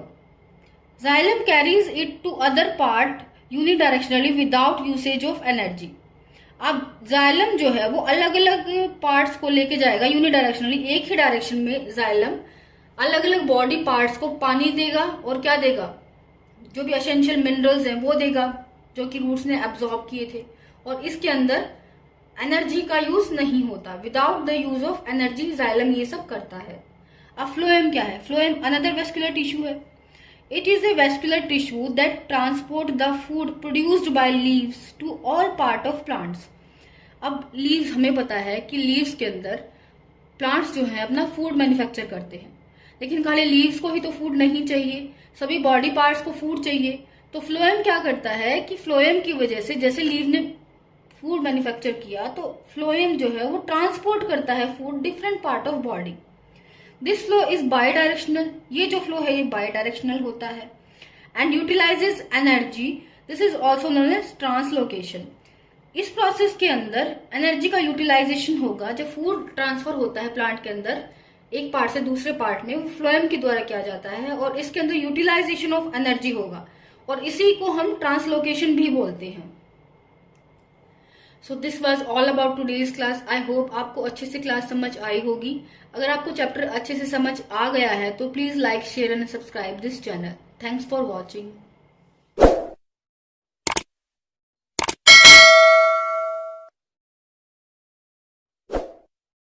Hello all of you, my name is Anupriya and I welcome you all on AP education. मैं आपको एपी एजुकेशन पर एनसीईआरटी क्लास से हम पढ़ा रही हूँ, जिसके चलते हम आज पढ़ेंगे reproduction in plants chapter number 8। लेकिन उससे पहले अगर आपने चैनल को सब्सक्राइब नहीं किया है तो प्लीज सब्सक्राइब कर लें और हर क्लास के नोटिफिकेशन के लिए बेल आइकन को प्रेस करें। So let's start today's class. All living organism have a characteristics that they can produce their own kind. सभी लिविंग ऑर्गेनिजम्स में ये कैरेक्टरिस्टिक्स होती है कि वे अपने ही तरह के लिविंग ऑर्गेनिजम्स को प्रोड्यूस कर सकते हैं। This production of offspring from parents is called reproduction. ये जो प्रोसेस है जिसके अंदर पेरेंट्स से ऑफस्प्रिंग्स प्रोड्यूस हो रहे हैं, इसी को हम रिप्रोडक्शन बोलते हैं। हमने समझा कि रिप्रोडक्शन एक ऐसी प्रोसेस होती है जिसके अंदर कोई भी ऑर्गेनिज्म अपने ही तरह के ऑर्गेनिज्म को प्रोड्यूस करेगा, और इसी प्रोसेस को हम रिप्रोडक्शन बोलते हैं। ये लिविंग बींग्स के अंदर होती है। Modes of reproduction in plants. Plants के अंदर modes of reproduction, asexual reproduction and sexual reproduction. Plants के अंदर जो मोड ऑफ रिप्रोडक्शन है वो दो तरह का होता है, that is asexual reproduction and sexual reproduction. Asexual reproduction में आ जाएगा vegetative reproduction, budding, fragmentation and spore formation. Asexual reproduction जो है प्लांट्स के अंदर वो 4 तरह का होता है और 4 तरीके से वो हो सकता है। ये फर्दर डिवाइड होंगे और अनदर पार्ट्स के अंदर। उसी में से जो फर्स्ट पार्ट है वेजिटेटिव रिप्रोडक्शन, वो भी 2 तरह का होता है। इसको हम बोलते हैं vegetative propagation, that is natural and artificial. Naturally किससे होगा? स्टेम्स, रूट्स, लीव्स से होगा, और आर्टिफिशियली कटिंग और ग्राफ्टिंग से होगा। Plant have 2 kind of parts. जो भी प्लांट होता है उसमें 2 तरह के पार्ट होते हैं, एक तो होंगे वेजिटेटिव पार्ट्स, दूसरे होंगे reproductive parts. Vegetative parts, these are the part of plant that play a major role in the life cycle of plants such as preparation of food, water and nutrients। Vegetative part जो होते हैं वो plant के वो part होते हैं जो कि उसके लाइफ साइकिल के अंदर एक मेजर रोल प्रोड्यूस करते हैं। जो प्लांट होता है वो छोटा होता है, फिर बड़ा होता है, जब तक कि जो उसकी लाइफ साइकिल होती है उसके अंदर जो मेजर रोल प्रोड्यूस करते हैं उनको हम बोलते हैं vegetative part, such as roots, stem, leaves, these are vegetative parts of plant। Reproductive part, these are the part of plant that play a major role in the reproduction process in plants। reproductive part way plant होते हैं, reproductive part जो होते हैं वे part होते हैं plant के जो कि उसके reproduction के अंदर major role play करते हैं। जो हम new plant produce करेंगे उसके अंदर major role play करते हैं, that is flower and fruits। हमने पढ़ा modes of reproduction in plants, उसके अंदर एसेक्सुअल रिप्रोडक्शन होता है एंड सेक्सुअल रिप्रोडक्शन होता है। The new plant are produce without the using of seed. In this process generally the leaves, stem, root participate in reproduction. Asexual reproduction के अंदर क्या होता है कि न्यू प्लांट प्रोड्यूस होगा, बिना सीड्स का यूज किए एक नया प्लांट प्रोड्यूस होगा, और इस प्रोसेस के अंदर क्या होता है लीव्स, स्टेम और रूट पार्टिसिपेट करती हैं। एसेक्सुअल रिप्रोडक्शन वो रिप्रोडक्शन होता है जिसके अंदर without the use of seed new plant will be produced, और वो प्लांट जो होगा वो किससे प्रोड्यूस होगा? या तो लीव न्यू प्लांट को प्रोड्यूस कर रही होंगी, या तो स्टेम न्यू प्लांट को प्रोड्यूस कर देंगी, या फिर रूट्स जो है वो न्यू प्लांट को प्रोड्यूस करेंगी। Sexual reproduction, the new plant are produced with the help of seed of plant. In this process the flower of plant participate in reproduction. Sexual reproduction में क्या होता है कि न्यू प्लांट प्रोड्यूस तो हो रहे हैं, लेकिन उसमें क्या पार्टिसिपेट करेंगे? सीड्स पार्टिसिपेट कर रहे होंगे। सीड्स से न्यू प्लांट ग्रो करता है, और इस प्रोसेस के अंदर फ्लावर्स पार्टिसिपेट करते हैं रिप्रोडक्शन के अंदर। एसेक्सुअल रिप्रोडक्शन जो होगा वो तो होगा लीव, स्टेम एंड रूट से, जबकि सेक्सुअल रिप्रोडक्शन जो होगा वो होगा फ्लावर्स की हेल्प से। एसेक्सुअल रिप्रोडक्शन हमने पढ़ा, एसेक्सुअल रिप्रोडक्शन होता है वो भी 4 तरह का होता है, that is vegetative reproduction, budding, fragmentation and spore formation. उसमें से पहला आता है vegetative propagation. Vegetative propagation is of 2 types, that is natural and artificial. Naturally किससे होगा? रूट, स्टेम और लीव से होगा, तो उसको हम बोलेंगे natural vegetative propagation. Artificial means of vegetative propagation में कटिंग एंड ग्राफ्टिंग आ जाएगा। Cutting, it is a method in which cutting from a plant is taken and planted। इसमें क्या होता है कि किसी भी प्लांट की हम कटिंग ले लेंगे, छोटा सा कोई भी कट ले लेंगे और उसको प्लांट कर देंगे, उसको लगा देंगे मिट्टी के अंदर। This cutting is a part of stem और द ब्रांच ऑफ प्लांट। ये जो पार्ट, जो कटिंग हमने लिया है, या तो ये स्टेम होगा और या तो ये ब्रांच होगा। इस तरह से किसमें रिप्रोडक्शन होता है? इस तरह से रोजेस के अंदर रिप्रोडक्शन होता है। तो फर्स्ट पार्ट जो है वेजिटेटिव प्रोपोगेशन का वो है कटिंग। इसमें हम क्या करेंगे, प्लांट के किसी भी पार्ट की कटिंग ले लेंगे और उस कटिंग को ग्रो कर देंगे सॉइल के अंदर। उससे जो न्यू प्लांट प्रोड्यूस होगा उसी को हम वेजिटेटिव प्रोपोगेशन बोलते हैं और ये एसेक्सुअल रिप्रोडक्शन के तहत आता है। तो इसका एग्जाम्पल है roses. Grafting, grafting is another type of vegetative propagation. Sometimes two plants are joined together so that both of them can provide the desired characteristics to a new plant. One plant remain rooted in ground which is called stalk. इसमें क्या होता है कि दो plant को एक साथ जोड़ दिया जाता है ताकि दोनों प्लांट के जो डिजायर्ड कैरेक्टर हैं, दोनों प्लांट्स के जो कैरेक्टर्स हैं वो हमें चाहिए, और दोनों प्लांट्स के कैरेक्टर्स अगर एक प्लांट में लाना है तो उसको हम ग्राफ्टिंग की सहायता से लाएंगे। उसमें दो प्लांट्स को जोड़ दिया जाता है और जो प्लांट जो कि ग्राउंड में होता है उसको हम स्टॉक बोलते हैं। And provide the essential nutrients and water. ये क्या करेगा, स्टॉक जो है एसेंशियल न्यूट्रिएंट्स और वाटर प्रोवाइड करेगा, क्योंकि ये क्या है, नीचे इसमें रूट्स होती हैं। While other plant stem is attach to it, in this way in new plant develops. और जो अदर प्लांट होगा उसकी स्टेम को हम उससे जोड़ देंगे। स्टेम नीचे जो था, फर्स्ट प्लांट जो था उसकी तो रूट्स ले ली हमने, उसको ऊपर से कट कर दिया और दूसरे प्लांट की स्टेम ले ली, तो दोनों की जो डिजायर्ड कैरेक्टर हैं वो एक ही प्लांट के अंदर आ गए। और इस तरह की जो प्रोसेस होती है रिप्रोडक्शन की उसको हम ग्राफ्टिंग बोलते हैं। एग्जाम्पल एप्पल्स, एप्पल्स के अंदर इस तरह से रिप्रोडक्शन होता है। Vegetative propagation advantages. The plant that are produced with vegetative propagation grow faster than those that are produced with sexual reproduction. वो प्लांट जो कि वेजिटेटिव प्रोपोगेशन से ग्रो किए जाते हैं वो फास्ट ग्रो कर लेते हैं सेक्सुअल रिप्रोडक्शन से प्लांट जो ग्रो करते हैं उसकी बजाय। अगर हम वेजिटेटिव प्रोपोगेशन करके किसी प्लांट को ग्रो कर रहे हैं तो वो जल्दी से ग्रो कर लेगा as compare to sexually reproductive plants.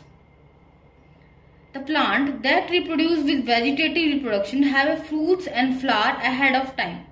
इसमें क्या होगा, जल्दी तो ये ग्रो कर लेता है वेजिटेटिव प्रोपोगेशन से जो प्लांट ग्रो किया जाता है, और जल्दी ही इसके अंदर फ्रूट्स और फ्लावर्स जो होंगे वो भी टाइम से पहले आ जाएंगे। The plant that are produced have exactly the same characteristics as that of parents. इस तरह से जो प्लांट प्रोड्यूस होता है उसके अंदर सेम कैरेक्टरिस्टिक्स होते हैं जैसे कि उनके पेरेंट्स के होते हैं, वैसे के वैसे कैरेक्टरिस्टिक्स ही इन प्लांट्स के पाए जाएंगे। दूसरा जो पार्ट है एसेक्सुअल रिप्रोडक्शन का, दूसरा जो टाइप है एसेक्सुअल रिप्रोडक्शन का वो है बर्डिंग। पहला हमने पढ़ा वेजिटेटिव प्रोपोगेशन, दूसरा है budding. Yeast is an organism that contain a single cell. Yeast एक ऐसा ऑर्गेनिज्म है जिसके अंदर क्या होती है, सिंगल सेल होती है। सिंगल सेल्ड ऑर्गेनिज्म जो है वो ईस्ट है। It is a fungi and not a plant. Yeast जो है एक फंगस है, वो प्लांट नहीं है। It can propagate every few hours if the proper amount of nutrients are available to it.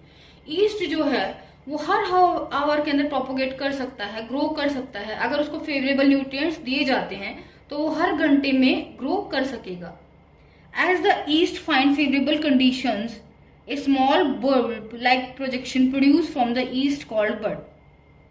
जैसे ही ईस्ट को फेवरेबल कंडीशंस मिलती हैं तो उसके अंदर से एक छोटा सा स्मॉल बल्ब ग्रो कर जाता है जिसको हम बड बोलते हैं। The bud grows gradually and then get detached from the parent east.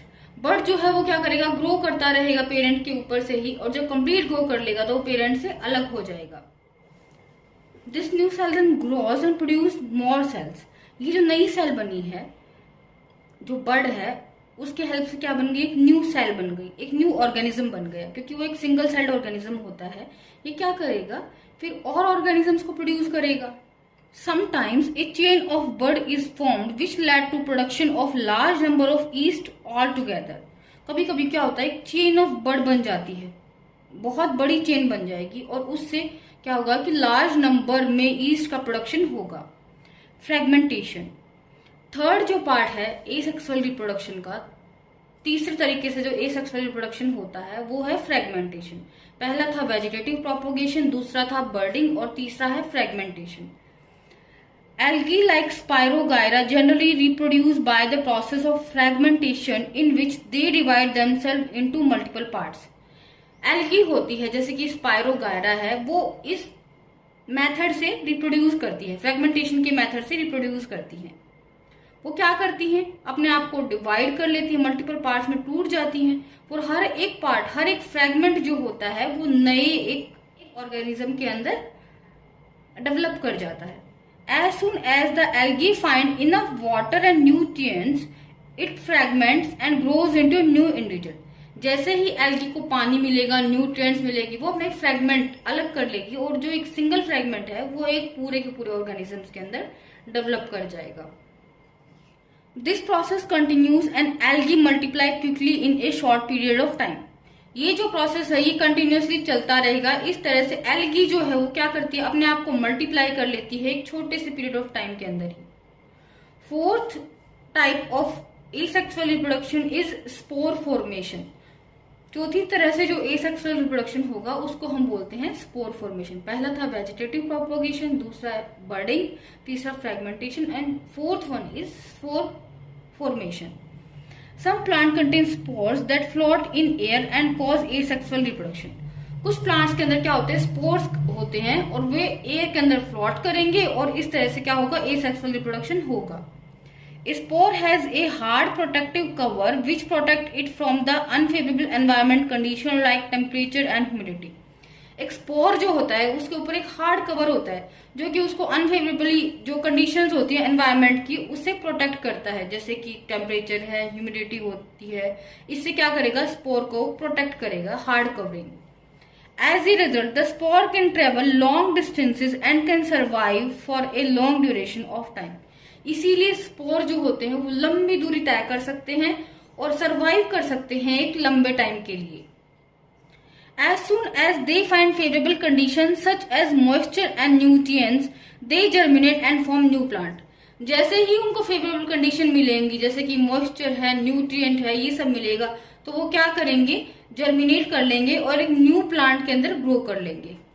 Example is mosses, fern propagate in this way. Mosses होती हैं, जो फर्न्स जो होती हैं वो इस तरह से प्रोपोगेट करती हैं, इस तरह से अपने आप को रिप्रोड्यूस करेंगे। Sexual reproduction in plant. The flower of a plant are its reproductive organ that participate in sexual reproduction process. Plants के अंदर फ्लावर होता है, वो ही क्या होता है, उसका रिप्रोडक्टिव ऑर्गन होता है जो कि रिप्रोडक्शन के अंदर, सेक्सुअल रिप्रोडक्शन के अंदर पार्टिसिपेट करेगा। The male reproductive part are called stamen. Plants के अंदर जो मेल रिप्रोडक्टिव पार्ट होता है उसको हम स्टेमन बोलते हैं। And the female reproductive part of a plant are called pistil. और फीमेल रिप्रोडक्टिव पार्ट जो होता है प्लांट को उसको पिस्टिल बोलते हैं। Some flower contain either the stamen और the pistil and hence are called unisexual flowers. कुछ जो प्लांट होते हैं उसके अंदर या तो स्टेमन होता है और या तो पिस्टिल होता है, या तो मेल जो रिप्रोडक्टिव पार्ट है वो होगा या फीमेल रिप्रोडक्टिव पार्ट वो होगा, इसलिए उनको हम क्या बोलेंगे, यूनिसेक्सुअल फ्लावर्स, क्योंकि उनके अंदर एक ही सेक्स पाया जाएगा, आइदर मेल और female. Example papaya, cucumber, watermelon and coconut. They have a unisexual flowers. Some flower contain both stamen and pistil are called bisexual flowers. कुछ फ्लावर्स ऐसे होंगे जिसके अंदर स्टेमन भी होगा और पिस्टिल भी होगा, that is male reproductive part भी होगा एंड फीमेल रिप्रोडक्टिव पार्ट भी होगा। उनका एग्जाम्पल है लिली, रोज, ब्रिंजल, पिटूनिया, मस्टर्ड एटसेट्रा। ये सब जो है ये बाइसेक्सुअल प्लांट के एग्जाम्पल है। सेक्सुअल रिप्रोडक्शन क्या होता है, सेक्सुअल रिप्रोडक्शन के अंदर प्लांट का फ्लावर जो पोर्शन है वो पार्टिसिपेट करेगा रिप्रोडक्शन के अंदर, और इसमें जो मेल पार्ट होता है फ्लावर का उसको बोलते हैं हम स्टेमन, जबकि जो फीमेल पार्ट होता है फ्लावर का जो कि रिप्रोडक्शन में पार्टिसिपेट करता है उसको बोलते हैं पिस्टिल। कुछ प्लांट्स जो होते हैं वो यूनिसेक्सुअल होते हैं, या तो उनके अंदर मेल रिप्रोडक्टिव पार्ट है दैट इज स्टेमन वो प्रेजेंट होगा, या female reproductive part that is pistil वो प्रेजेंट होगा। और यूनिसेक्सुअल जो प्लांट्स होते हैं उनके एग्जाम्पल हैं papaya, cucumber, watermelon and coconut. इसके अलावा भी बहुत सारे एग्जाम्पल्स हो सकते हैं यूनिसेक्सुअल प्लांट्स के और यूनिसेक्सुअल फ्लावर्स के। Some flower contain both stamen. कुछ प्लांट्स ऐसे होते हैं जिसके अंदर फूल के अंदर ही दोनों होंगे, दैट इज मेल रिप्रोडक्टिव स्टेमन भी होगा और पिस्टिल भी होगा। फीमेल रिप्रोडक्टिव इज पिस्टिल, दोनों प्रेजेंट होंगे दैट इज स्टेमन एंड पिस्टिल, और उन्हीं को हम बाइसेक्सुअल फ्लावर्स बोलते हैं। एग्जाम्पल है लिली, रोज, ब्रिंजल, पिटूनिया, मस्टर्ड एटसेट्रा। इनमें इनके अलावा और भी हो सकते हैं। The new plant produced contain the characteristics of both plant that participate in sexual reproduction. अब जो रिप्रोडक्शन होगी न्यू प्लांट बनेगा उसके अंदर दोनों के कैरेक्टरिस्टिक्स होंगे, दैट इज जो मेल प्लांट था उसके भी कैरेक्टरिस्टिक्स होंगे और जो फीमेल प्लांट है उसके भी कैरेक्टरिस्टिक्स होंगे। The स्टेमन consist of anther that has a pollen grain. स्टेमन जो होता है that is male reproductive part, वो एंथर का बना होता है और एंथर के अंदर ही क्या होते हैं, पोलन ग्रेन्स होते हैं। These pollen grain produce male gametes। ये जो पोलन ग्रेन है ये ही क्या करेंगे, मेल गैमेट प्रोड्यूस करते हैं। स्टेमन जो है उसमें नीचे फिलामेंट होती है और ऊपर एंथर होता है। ये जो है ये क्या है, पोलन ग्रेन्स हैं और ये पोलन ग्रेन्स हैं यही क्या प्रोड्यूस करते हैं, मेल गैमेट को प्रोड्यूस करते हैं। The pistil consist of 3 part. A female reproductive part जो होता है दैट इज पिस्टिल, वो 3 पार्ट का बना होता है, that is stigma, style and ovary. Stigma जो होता है it is a sticky surface where pollen grain get attached. ये स्टिग्मा जो होगा ये थोड़ा स्टिकी सरफेस होगा ताकि पोलन ग्रेन इजिली से इस पे अटैच हो जाए। And style it is a tube like structure which connect the stigma and ovary. ये क्या है, ये जो ट्यूब लाइक स्ट्रक्चर जो है ये स्टाइल है जो कि स्टिग्मा और ओवरी को कनेक्ट करता है। Ovary it consist egg in which the female gamete और एग आर फॉर्म्ड। ओवरी क्या होता है कि इसके अंदर एग होते हैं और ओवरी जो है वो प्रोड्यूस करती है फीमेल गैमेट और एग जो होते हैं वो ओवरी में बनेंगे। मेल रिप्रोडक्टिव ऑर्गन जो था दैट इज हमारा स्टेमन जो था उसके अंदर एंथर होता है और फिलामेंट होता है। एंथर के ऊपर पोलन ग्रेन्स पाए जाते हैं, जबकि फीमेल रिप्रोडक्टिव ऑर्गन जो है पिस्टिल उसके 3 पार्ट होते हैं, that is stigma, style and ovary. Stigma जो होता है वो थोड़ा स्टिकी पार्ट होता है जिसमें पोलन ग्रेन इजिली अटैच हो जाते हैं। स्टाइल इज एक ट्यूब लाइक स्ट्रक्चर, एक ट्यूब की तरह दिखने वाली स्ट्रक्चर जो होती है वो स्टाइल होती है और ओवरी जो होती है उसके अंदर एग फॉर्म्ड होता है। इस तरह से पिस्टिल के 3 पार्ट हो गए, that is stigma, style and ovary. How male gamete reach the female gamete in plant. अब मेल गैमेट जो है वो फीमेल गैमेट तक पहुंचेगा कैसे। The male and female gamete fuse to form zygote. Male और फीमेल गैमेट हमें पता है फ्यूज करेंगे और जाइगोट बना देंगे। The male gamete reach the female gamete by the process of pollination. Male gamete जो है वो फीमेल गैमेट तक पहुंचेगा पॉलिनेशन के प्रोसेस से। The pollen grain that have a tough covering which allow them in surviving the different climate condition। Pollen grain के ऊपर क्या होती है, एक टफ कवरिंग होती है जो कि उसको पोलन ग्रेन को अलाउ करेगी कि वो डिफरेंट क्लाइमेटिक कंडीशंस होंगे, अलग अलग क्लाइमेटिक कंडीशंस होती हैं उसके अंदर भी पोलन ग्रेन सरवाइव कर पाता है, क्योंकि पोलन ग्रेन के ऊपर एक हार्ड स्ट्रक्चर होती है, एक कवरिंग होती है जो कि पोलन ग्रेन को प्रोटेक्ट करती है। Due to their light weight, wind and water often carry them away to different plants। अब पोलन ग्रेन का वेट क्या होता है, लाइट होता है, इसलिए प्लांट्स जो होंगे दूसरे प्लांट्स जिसके अंदर केवल मेल गैमेट है और फीमेल गैमेट है वो क्या करेंगे, पोलन ग्रेन जब हवा चलती है तो फीमेल गैमेट के पास पोलन ग्रेन पहुंच जाते हैं हवा से। Sometimes the pollen grain also get attracted to insect which carry them to different flower। कभी कभी क्या होता है कि पोलन ग्रेन्स जो होते हैं वो इंसेक्ट, एक फ्लावर पे बैठता है, एक फूल पे इंसेक्ट बैठेगा, उसके बाद वो इंसेक्ट जाके दूसरे फूल पे बैठता है, तो पोलन ग्रेन जो होते हैं वो स्टिक हो जाते हैं इंसेक्ट के पैरों में और इस तरह से भी वो मेल प्लांट से फीमेल प्लांट की तरफ ट्रांसफर हो जाते हैं pollen grains. This process of transfer of pollen grain from one plant to another is called pollination. इस तरह से जो ट्रांसफर ऑफ पोलन ग्रेन होता है, पोलन ग्रेन का ट्रांसफर होता है एक प्लांट से दूसरे प्लांट के पास, उसी को हम क्या बोलते हैं, पोलन ग्रेन बोलते हैं। या फिर हम बोल सकते हैं कि एंथर से स्टिग्मा के ऊपर जो पोलन ग्रेन का ट्रांसफर होता है उसी को हम पॉलिनेशन बोलते हैं। There are 2 type of pollination. Pollination भी 2 तरह का होता है, there self pollination autogamy and cross pollination ज़ैनोगैमी।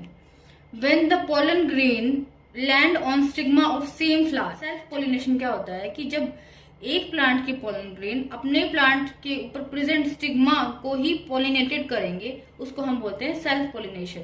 इसके अंदर क्या होता है कि मेल और फीमेल फ्लावर जो होता है या तो वो एक ही प्लांट के ऊपर होगा या फिर एक ही फ्लावर के अंदर मेल और फीमेल गैमेट दोनों प्रेजेंट होंगे। Cross pollination when the pollen grain of different flower whether of similar kind और डिफरेंट काइंड। जब पोलन ग्रेन एक प्लांट का दूसरे प्लांट को फर्टिलाइज करता है उसको हम क्रॉस पॉलिनेशन बोलते हैं। उसमें क्या होगा, सेम प्लांट के ऊपर प्रेजेंट जो फ्लावर्स हैं उनमें पॉलिनेशन नहीं हो रहा, डिफरेंट जो प्लांट्स के अंदर फ्लावर्स हैं उनके अंदर क्या होगा, पॉलिनेशन अगर होता है तो उसको हम क्रॉस पोलिनेशन बोलते हैं। The fertilisation process, a zygote is form as the fusion between male and female gamete. अब जब मेल और फीमेल गैमेट के बीच में फ्यूजन हो जाता है तो उसके बाद जायगोट बनता है। This process of formation of zygote is called fertilisation. ये जो प्रोसेस है जिसमें जायगोट बन रहा है इसी को हम फर्टिलाइजेशन बोलते हैं। Then the zygote develop and turn into an embryo. Zygote क्या करेगा, डेवलप होकर के एम्ब्रियो में कन्वर्ट हो जाएगा।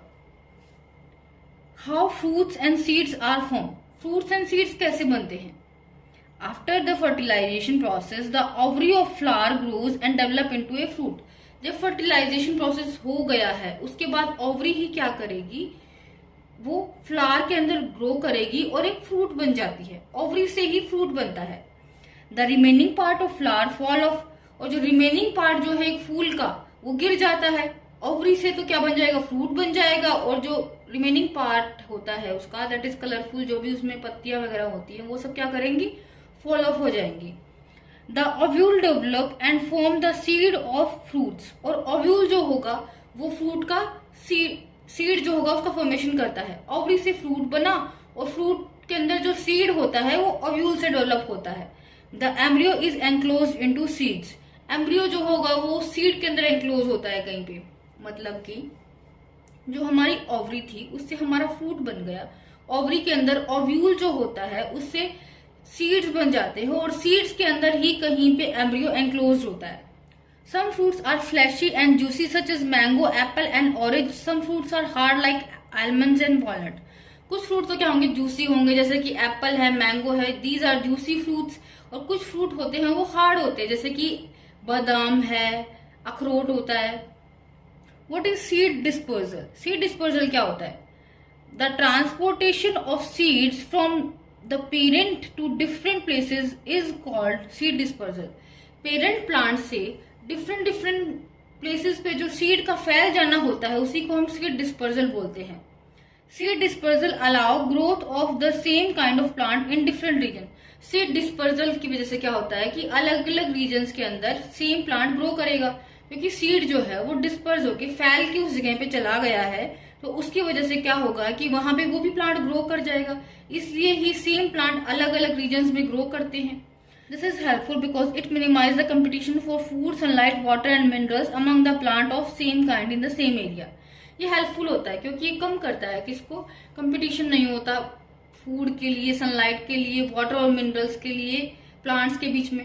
क्योंकि क्या हुआ, सीड डिस्पर्स होकर दूसरी जगह चला गया है, तो सिर्फ एक प्लांट जो एक जगह प्रेजेंट है वहां पे दूसरा प्लांट ग्रो नहीं करेगा, उससे दूर ग्रो करेगा, तो उसकी वजह से प्लांट्स के अंदर कंपटीशन नहीं होता मिनरल्स का, वाटर, सनलाइट एटसेट्रा, जो भी उसकी नेसेसिटीज हैं उनके लिए कंपटीशन नहीं होता प्लांट्स के बीच में। It also allow them to grow in different habitats. ये क्या सीड डिस्पर्जल की वजह से क्या होता है कि प्लांट जो होंगे वो अलग अलग हैबिटेट्स में भी ग्रो कर जाते हैं, क्योंकि सीड जो है वो डिस्पर्स होके उस जगह पे पहुंच गया है। So this was all about today's class and chapter number 8 जो है वो हमारा कंप्लीट होता है। आई होप आपको चैप्टर अच्छे से समझ आ गया होगा। अगर चैप्टर समझ आया है तो प्लीज चैनल को लाइक, शेयर एंड सब्सक्राइब करें और हर क्लास के नोटिफिकेशन के लिए बेल आइकन को प्रेस करें। Thanks for watching.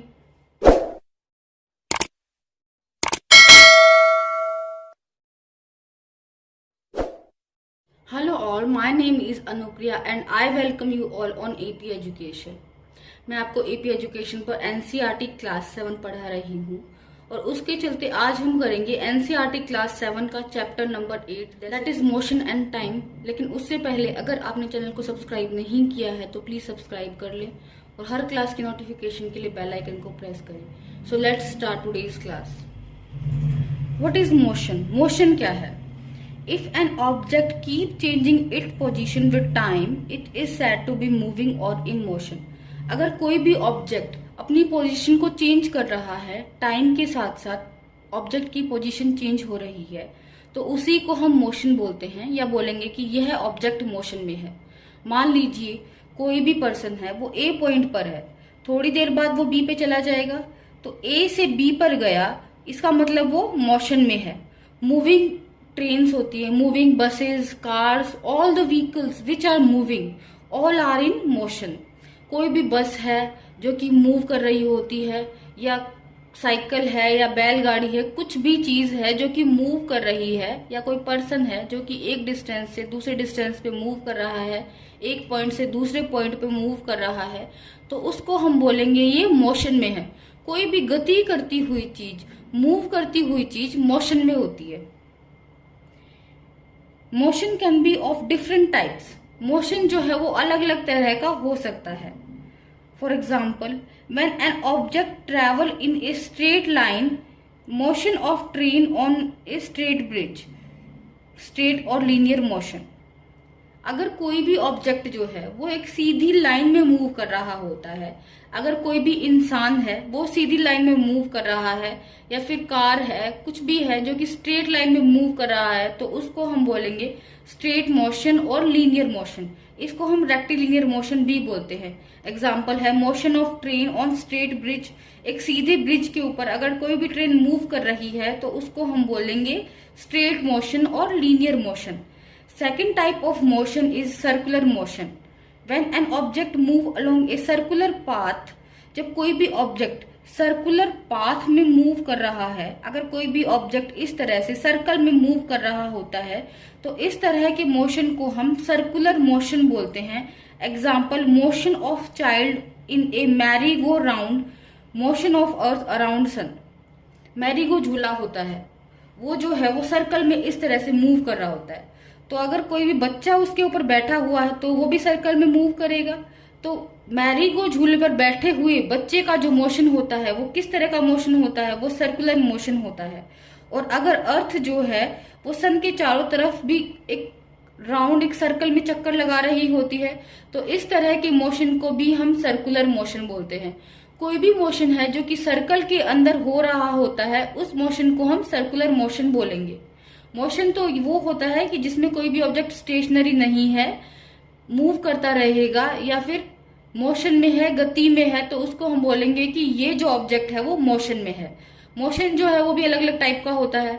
अगर कोई भी पर्सन स्ट्रेट लाइन के अंदर मूव कर रहा है तो उसको हम बोलेंगे रेक्टिलिनियर मोशन है, स्ट्रेट लाइन मोशन है, या फिर लीनियर मोशन है। अगर कोई भी पर्सन सर्कल में मूव कर रहा है तो उसको हम बोलेंगे सर्कुलर मोशन है। Next is periodic motion. When motion repeat itself after regular interval of time. जब मोशन अपने आप को रिपीट करता है एक रेगुलर इंटरवल टाइम के बाद, तो उसको हम बोलते हैं कि ये पीरियोडिक मोशन है। To and fro motion of simple pendulum. Simple pendulum जो है वो इस तरह से टू एंड फ्रो मूव करता है। एक टाइम इंटरवल के बाद मोशन अपने आप को रिपीट करता है। सिंपल पेंडुलम इस तरह से मूव करेगा टू एंड फ्रो, और एक टाइम पीरियड के बाद मोशन अपने आप को रिपीट कर रहा है। तो इस तरह का मोशन जो होता है वो पीरियोडिक मोशन होता है। जैसे झूले का मोशन है, झूले का मोशन जो है वो भी अपने आप को रिपीट करता है। एक टाइम पीरियड के बाद झूला पहले आगे आएगा, फिर पीछे आता है, फिर से आगे आएगा, फिर से पीछे आता है। तो इस तरह का मोशन जो होता है जिसमें कोई भी ऑब्जेक्ट अपने आप को रिपीट करता है एक रेगुलर टाइम इंटरवल के बाद, उसी को हम पीरियोडिक मोशन बोलते हैं। कोई भी ऑब्जेक्ट मोशन करेगा एक रेगुलर इंटरवल ऑफ टाइम के बाद, उसको हम बोलेंगे पीरियोडिक मोशन। एग्जाम्पल है motion of simple pendulum. Slow and fast motion. Slow and fast motion क्या होता है? अब आप बोलेंगे कि स्लो मोशन तो वो होता है जिसमें कोई भी बॉडी स्लोली मूव कर रही हो, और अगर फास्टली मूव कर रही हो तो वो फास्ट मोशन हो जाएगा। लेकिन हम कैसे बता पाएंगे कि ये स्लो मोशन है, ये फास्ट मोशन में है? तो उसके लिए हम देखते हैं, if one object covers a particular distance in less time and another object cover same distance in more time, then the first object is said to be moving slowly while second object is moved to be moving faster। अगर दो object है जिसमें से एक object जो है वो slow move कर रहा है और उसी के कंपैरिजन में दूसरा ऑब्जेक्ट जो है वो फास्ट मूव कर रहा है, तो हम बोलेंगे ऑब्जेक्ट ए जो है वो फास्ट मूव कर रहा है as compare to object B. Object B जो है वो स्लो मूव कर रहा है। तो फास्ट और स्लो जो है वो एक दूसरे के रेफरेंस में बताया जा सकता है कि this object is moving faster than that one. Example, A से लेकर बी तक कोई भी पर्सन ए जो है वो 5 मिनट में पहुंच जाता है। ए से लेकर बी पोजीशन पर कोई भी इंसान 5 मिनट में वॉक करके पहुंच गया, वहीं पर ए से लेकर बी पोजीशन तक बी पर्सन को 10 मिनट लग जाते हैं जाने के लिए, तो ए जो है वो फास्ट मोशन में है जबकि बी जो है वो स्लो मोशन में है। तो हम रेफरेंस में बता सकते हैं कि which one is fast moving and which one is slow moving. Speed of an object, the distance travel bye an object in unit time is called speed. Example 50 kilometre per our, 60 kilometre per our. Distance travel in a unit time, कितना distance travel किया, कितने unit time में किया, उसी को हम बोलते हैं स्पीड। तो speed is distance travelled by an object in unit time. जैसे कि एक बॉडी ने 50 किलोमीटर की दूरी तय की 1 घंटे के अंदर, दूसरी बॉडी ने 60 किलोमीटर की दूरी तय की 1 घंटे के अंदर। तो ये distance travel in unit time वो ही क्या हो गया, उसकी स्पीड हो गया। ऑब्जेक्ट ए जो था उसकी जो स्पीड थी वो 50 किलोमीटर पर आवर थी, क्योंकि उसने 50 किलोमीटर ट्रेवल किए हैं 1 घंटे के अंदर। बल्कि जो सेकंड ऑब्जेक्ट है उसकी जो स्पीड है वो 60 किलोमीटर पर आवर है, क्योंकि उसने 60 किलोमीटर ट्रेवल किए हैं इन 1 our. A slow moving object is said to have a low speed and a fast moving object is said to have a high speed. इस तरह से ये जो स्लो मूव कर रहा है ऑब्जेक्ट, इसको बोलेंगे हम कि इसकी स्पीड स्लोअर है एज कम्पेयर टू बी, क्योंकि बी जो है वो फास्ट मूव कर रहा है। स्पीड जो है वो हमेशा हम रेफरेंस में बताते हैं, object A is moving slower as compare to object B. Types of speed, speed के भी अलग अलग टाइप होते हैं। Uniform speed, when the object travel a fixed distance in same time gap it is said to have a uniform speed। अब कोई भी object जो है वो एक फिक्स डिस्टेंस ट्रेवल करता है एक फिक्स टाइम के अंदर, एक फिक्स डिस्टेंस ट्रेवल की एक फिक्स्ड टाइम के अंदर, तो उसको हम बोलेंगे कि ये यूनिफॉर्म स्पीड में है। जैसे कोई ऑब्जेक्ट है वो ए से बी तक गया 2 आवर्स में 40 किलोमीटर की दूरी उसने तय की, फिर से बी से सी तक 2 आवर्स में 40 किलोमीटर की दूरी तय की। ये ए से बी, बी से सी, ये डिस्टेंस क्या है, इक्वल डिस्टेंस है। फिर सी से डी तक फिर से उसने 2 आवर में 40 किलोमीटर की दूरी तय की, मतलब वो सेम टाइम पीरियड में सेम दूरी तय कर रहा है। तो इस तरह का जो स्पीड होता है उसको हम यूनिफॉर्म स्पीड बोलते हैं, जिसमें कोई भी ऑब्जेक्ट सेम टाइम में सेम डिस्टेंस ट्रेवल करेगा, तो उस तरह के स्पीड को हम यूनिफॉर्म स्पीड बोलेंगे। Non uniform speed, when the object cover different distance in different time gaps it is said to have a non uniform speed। जब ऑब्जेक्ट जो है वो डिफरेंट डिस्टेंस ट्रेवल करेगा डिफरेंट टाइम गैप के अंदर, तो उसको हम बोलेंगे कि इसकी स्पीड जो है वो नॉन यूनिफॉर्म है। टाइम भी अलग होगा और डिस्टेंस भी अलग होगा। मान लीजिए कोई ऑब्जेक्ट था, उसने ए से बी तक 10 किलोमीटर की दूरी है वो 10 मिनट में तय कर ली, फिर से उसने बी से लेकर सी तक 40 किलोमीटर की जो डिस्टेंस है वो 1 आवर में तय की है। मतलब ये जो ऑब्जेक्ट है ये अलग अलग डिस्टेंस ट्रेवल कर रहा है अलग अलग टाइम के अंदर, टाइम भी अलग है और डिस्टेंस भी अलग है। तो इस तरह का मोशन जो होता है उसको हम बोलते हैं नॉन यूनिफॉर्म मोशन, और इस तरह की स्पीड जो होती है उसको हम बोलेंगे non uniform speed.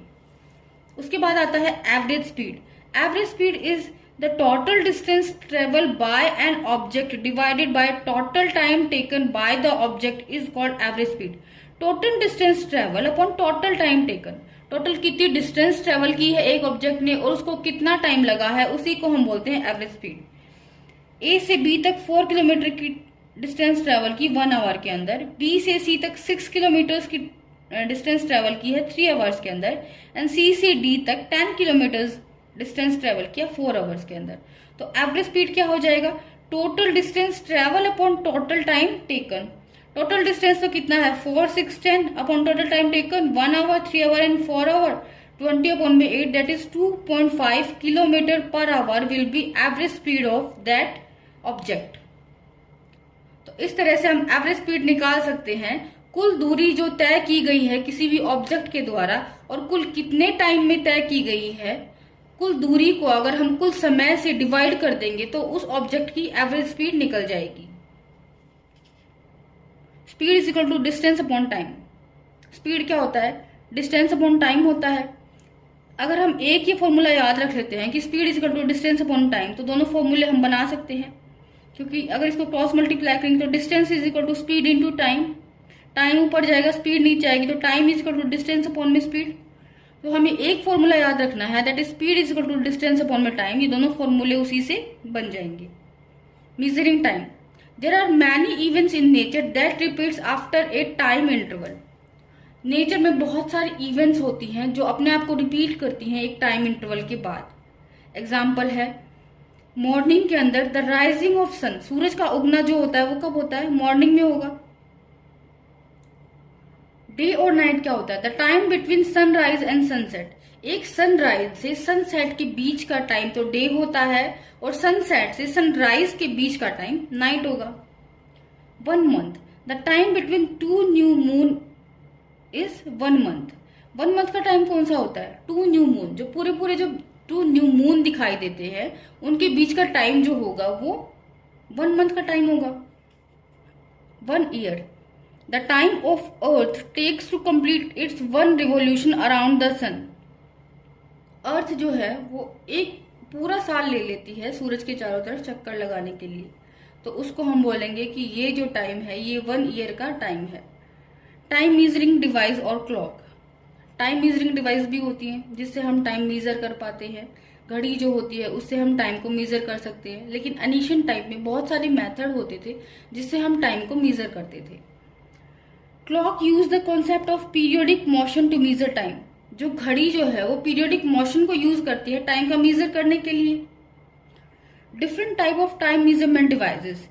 Ancient time के अंदर, पुराने समय के अंदर बहुत सारे टाइम मीजरिंग डिवाइस होते थे, जैसे कि सन डायल है। It uses the position of sun to depict time. Sun dial जो है वो सन का यूज करेगा टाइम की पोजीशन को बताने के लिए। अभी सन यहाँ पर आ गया तो ये टाइम हुआ होगा, अभी सन ऊपर है तो 12 नून हुआ होगा, PM हुआ होगा। इस तरह से सन को देख करके टाइम बताया जाता था सन डायल के अंदर। Sand clock, hour glass, it uses sand to measure time. एक बर्तन में मिट्टी भर दी जाती थी, वो पूरे दूसरी बर्तन में खाली होती थी 1 घंटे के अंदर, तो 1 घंटे का जो टाइम है वो सैंड क्लॉक से मीजर किया जाता था। Water clock, it uses water to measure time. Water clock जो है वो पानी का यूज करती है टाइम को मीजर करने के लिए। Pendulum clock, it uses pendulum to measure time. Pendulum clock तो सभी के घर में होती है। वो क्या करेगी, एक बार पेंडुलम इधर जाएगा फिर इधर आएगा, फिर इधर जाएगा फिर इधर आएगा। तो पेंडुलम क्लॉक में पेंडुलम का यूज किया जाता है टाइम को मेजर करने के लिए। पेंडुलम क्लॉक के बाद आती है हमारी क्वार्ट्ज क्लॉक, जो कि आजकल यूज करते हैं हम टाइम को मेजर करने के लिए। हमारी कोई भी घड़ी है वो ही क्वार्ट्ज क्लॉक होती है। They have an electric circuit that work with the help of cell. उनमें क्या होता है, इलेक्ट्रिक सर्किट होता है, वो सेल की हेल्प से चलती है। हमारी रिस्ट वॉच जो होती है वो भी सेल की हेल्प से चलती है। दीवार पर जो हम घड़ी लगाते हैं उसमें भी हमें सेल डालना पड़ता है और वो सेल की हेल्प से चलती है। कोई भी ऐसी वॉच जो कि सेल के हेल्प से चल रही है उसको हम बोलेंगे क्वार्ट्ज क्लॉक, और they provide us accurate time. Quartz clock जो होती है वो हमें एक्यूरेट टाइम प्रोवाइड करती है। तो इस तरह से हमने अलग अलग तरह की घड़ी को देखा कि किस तरह से टाइम के साथ वॉचेस जो है वो भी चेंज हो गई हैं। एनिशियंट टाइप में डिफरेंट टाइप ऑफ वॉचेस का यूज किया जाता था, जबकि अभी जो रिसेंटली है वो हम एक्यूरेट टाइम को मेजर कर सकते हैं क्वार्ट्ज क्लॉक से। Periodic motion of a simple pendulum. A simple pendulum contain a bob. It is a metallic ball और a stone which is suspended from a rigid stand with the help of thread. Simple pendulum क्या होता है, ये एक metal का Bob जो है और धागे से लटका हुआ अगर होगा किसी भी रिजिड बॉडी से धागे से लटका हुआ एक मेटल का बॉल जो होता है उसी को हम सिंपल पेंडुलम बोलते हैं। ये टू एंड फ्रो मोशन कर सकता है। इस तरह से ये धागे से लटका हुआ बॉब जो है एक बार इधर जाएगा और एक बार इधर जाएगा, उसको हम क्या बोल देते हैं, ऑसिलेटरी मोशन बोल देते हैं। नाउ नेक्स्ट है oscillatory motion. Oscillatory motion. The to and fro motion of pendulum is called oscillatory motion. To and fro motion होगा अगर पेंडुलम का तो इसी को हम क्या बोल देंगे कि oscillatory motion हो रहा है। The bob of pendulum does move from the center of pendulum to extreme position on the other sides. Bob जो है पेंडुलम का वो क्या करता है, मोशन करेगा और यहाँ पे भी एक्सट्रीम साइड में, मतलब जहां तक वो जा सकता है वहां तक जाएगा, फिर ऐसे आकर के मेन पोजीशन पे आकर के फिर इधर जाता है। तो इस तरह से जो मोशन होता है that is to and fro motion, उसको हम ऑसिलेटरी मोशन बोलते हैं। Oscillation, when the bob moves from its centre to extreme ends it is said to complete one oscillation.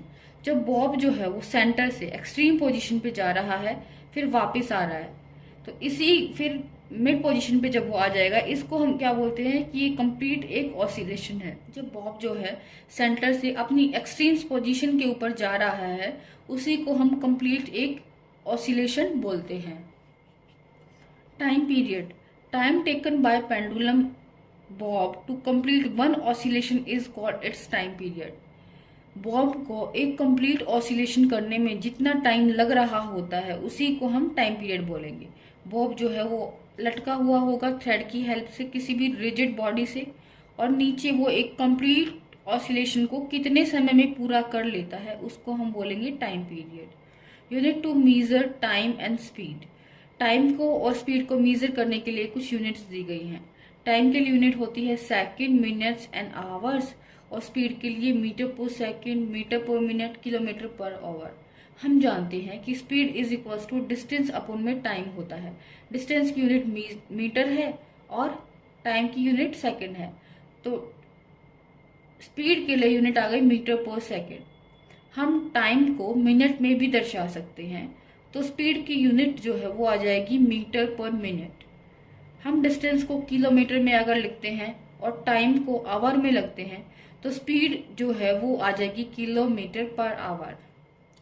Convert between metre per second and kilometre per hour, हमें अगर kilometre per our दिया हुआ है और हमें उसको मीटर पर सेकंड में convert करना है, तो डिवाइड करना होगा 3.6 से, और इसका अगर अपोजिट दिया है मीटर पर सेकंड दिया है, उसको किलोमीटर पर आवर में कन्वर्ट करना है, तो मल्टीप्लाई करना होगा 3.6 से। इसको हम डिटेल में समझते हैं कि हमने 3.6 से क्यों मल्टीप्लाई किया और 3.6 से क्यों डिवाइड किया। 1 किलोमीटर अपॉन में 1 आवर, हमें पता है 1 किलोमीटर में 1000 मीटर होते हैं और 1 आवर में 60 मिनट्स होती हैं। टोटल 3600 सेकेंड्स होती हैं 1 घंटे के अंदर। तो 1 किलोमीटर के अंदर 1000 मीटर अपॉन में 3600 सेकेंड, इसको कट करके 1 अपॉन में 3.6 आ जाएगा। तो यहाँ पर हमने देखा कि किलोमीटर पर आवर को मीटर पर सेकंड में कन्वर्ट करने के लिए डिवाइड करेंगे 3.6 से। वो इसलिए डिवाइड करते हैं क्योंकि इन दोनों को कट करके हमें 3.6 मिलता है। अगर मीटर पर सेकंड को किलोमीटर पर आवर में दिया हुआ है, तो 1 मीटर में 1 अपॉन में 1000 किलोमीटर होते हैं, जबकि 1 सेकंड के अंदर 1 अपॉन में 3600 आवर्स होते हैं। जस्ट उसके रेसिप्रोकल्स क्या हो जाएंगे, किलोमीटर हो जाएंगे, और रेसिप्रोकल ही सेकंड के आवर हो जाएंगे। इन दोनों को हमने आपस में डिवाइड किया तो डिवाइड करके आता है 3.6। तो इस तरह से अगर हम मीटर पर सेकंड को 3.6 से मल्टीप्लाई करते हैं तो हमें किलोमीटर पर आवर मिल जाएगा। Odometer, it is a device which measure the distance travel by a vehicle in metre और किलोमीटर। ऑडोमीटर क्या होता है? ऑडोमीटर एक ऐसा डिवाइस है जो कि कोई भी ऑब्जेक्ट जो डिस्टेंस ट्रेवल करता है उसको मेजर करता है। हमें पता है कि डिस्टेंस कितनी ट्रेवल की, ये इसके में रिक्वायरमेंट होती है। गाड़ी वगैरह की सर्विस भी अगर करवानी होती है तो भी उसके लिए रिक्वायर्ड होता है, या फिर हम कहीं पे ट्रैवल कर रहे होते हैं तो किलोमीटर हमने कितना ट्रैवल किया, इसको मेज़र करने के लिए भी स्पीड जो डिस्टेंस ट्रैवल की वो हमें मेज़र करनी होती है। तो इसलिए गाड़ी के अंदर एक इंस्ट्रूमेंट लगा होता है जिसको हम बोलते हैं ऑडोमीटर। तो ऑडोमीटर की हेल्प से हम डिस्टेंस कितनी ट्रैवल करी उसको हम देख सकते हैं इजीली से। Speedometer, it is a device which is used in vehicles such as car and truck which measure the speed in kilometer per hour।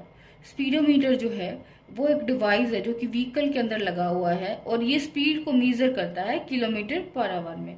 इसी तरह से ऑडोमीटर तो क्या है, डिस्टेंस को मेजर करता है कि कितने डिस्टेंस ट्रेवल कर चुके, बल्कि स्पीडोमीटर जो है वो स्पीड को देखेगा कि किस स्पीड से हमारी गाड़ी जो है वो सड़क पे रन कर रही है। 60 किलोमीटर पर आवर है या फिर 30 किलोमीटर पर आवर है, जो भी स्पीड होगी वो उसको मेजर कर लेगा। डिस्टेंस टाइम ग्राफ, अब हम देखते हैं कि कुछ डिस्टेंस टाइम ग्राफ जो दिए हुए हैं उनको देखेंगे। Straight line, the object has a uniform और कांस्टेंट स्पीड।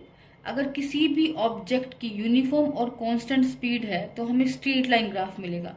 मान लो एक ऑब्जेक्ट ने 1 आवर में 1 किलोमीटर दूरी तय की, 2 आवर में 2 किलोमीटर, 3 आवर में 3 किलोमीटर, 4 आवर में 4 किलोमीटर एंड 5 आवर में 5 किलोमीटर। जैसे यहाँ पर दिया हुआ है 1 hour 1 kilometre, 2 hour 2 kilometre, 3 hour 3 kilometre, 4 hour 4 kilometre and 5 hour 5 kilometre and so on. आगे भी वो इसी तरह से दूरी तय कर रहा है। तो इसके लिए क्या होगा कि जो हमें लाइन जो है ग्राफ की वो स्ट्रेट लाइन ग्राफ मिल रही है। अगर कोई ऑब्जेक्ट यूनिफॉर्म और कांस्टेंट स्पीड से ट्रेवल करता है तो उसे उसकी हमें डिस्टेंस टाइम ग्राफ की जो लाइन जो होगी वो स्ट्रेट लाइन मिलेगी।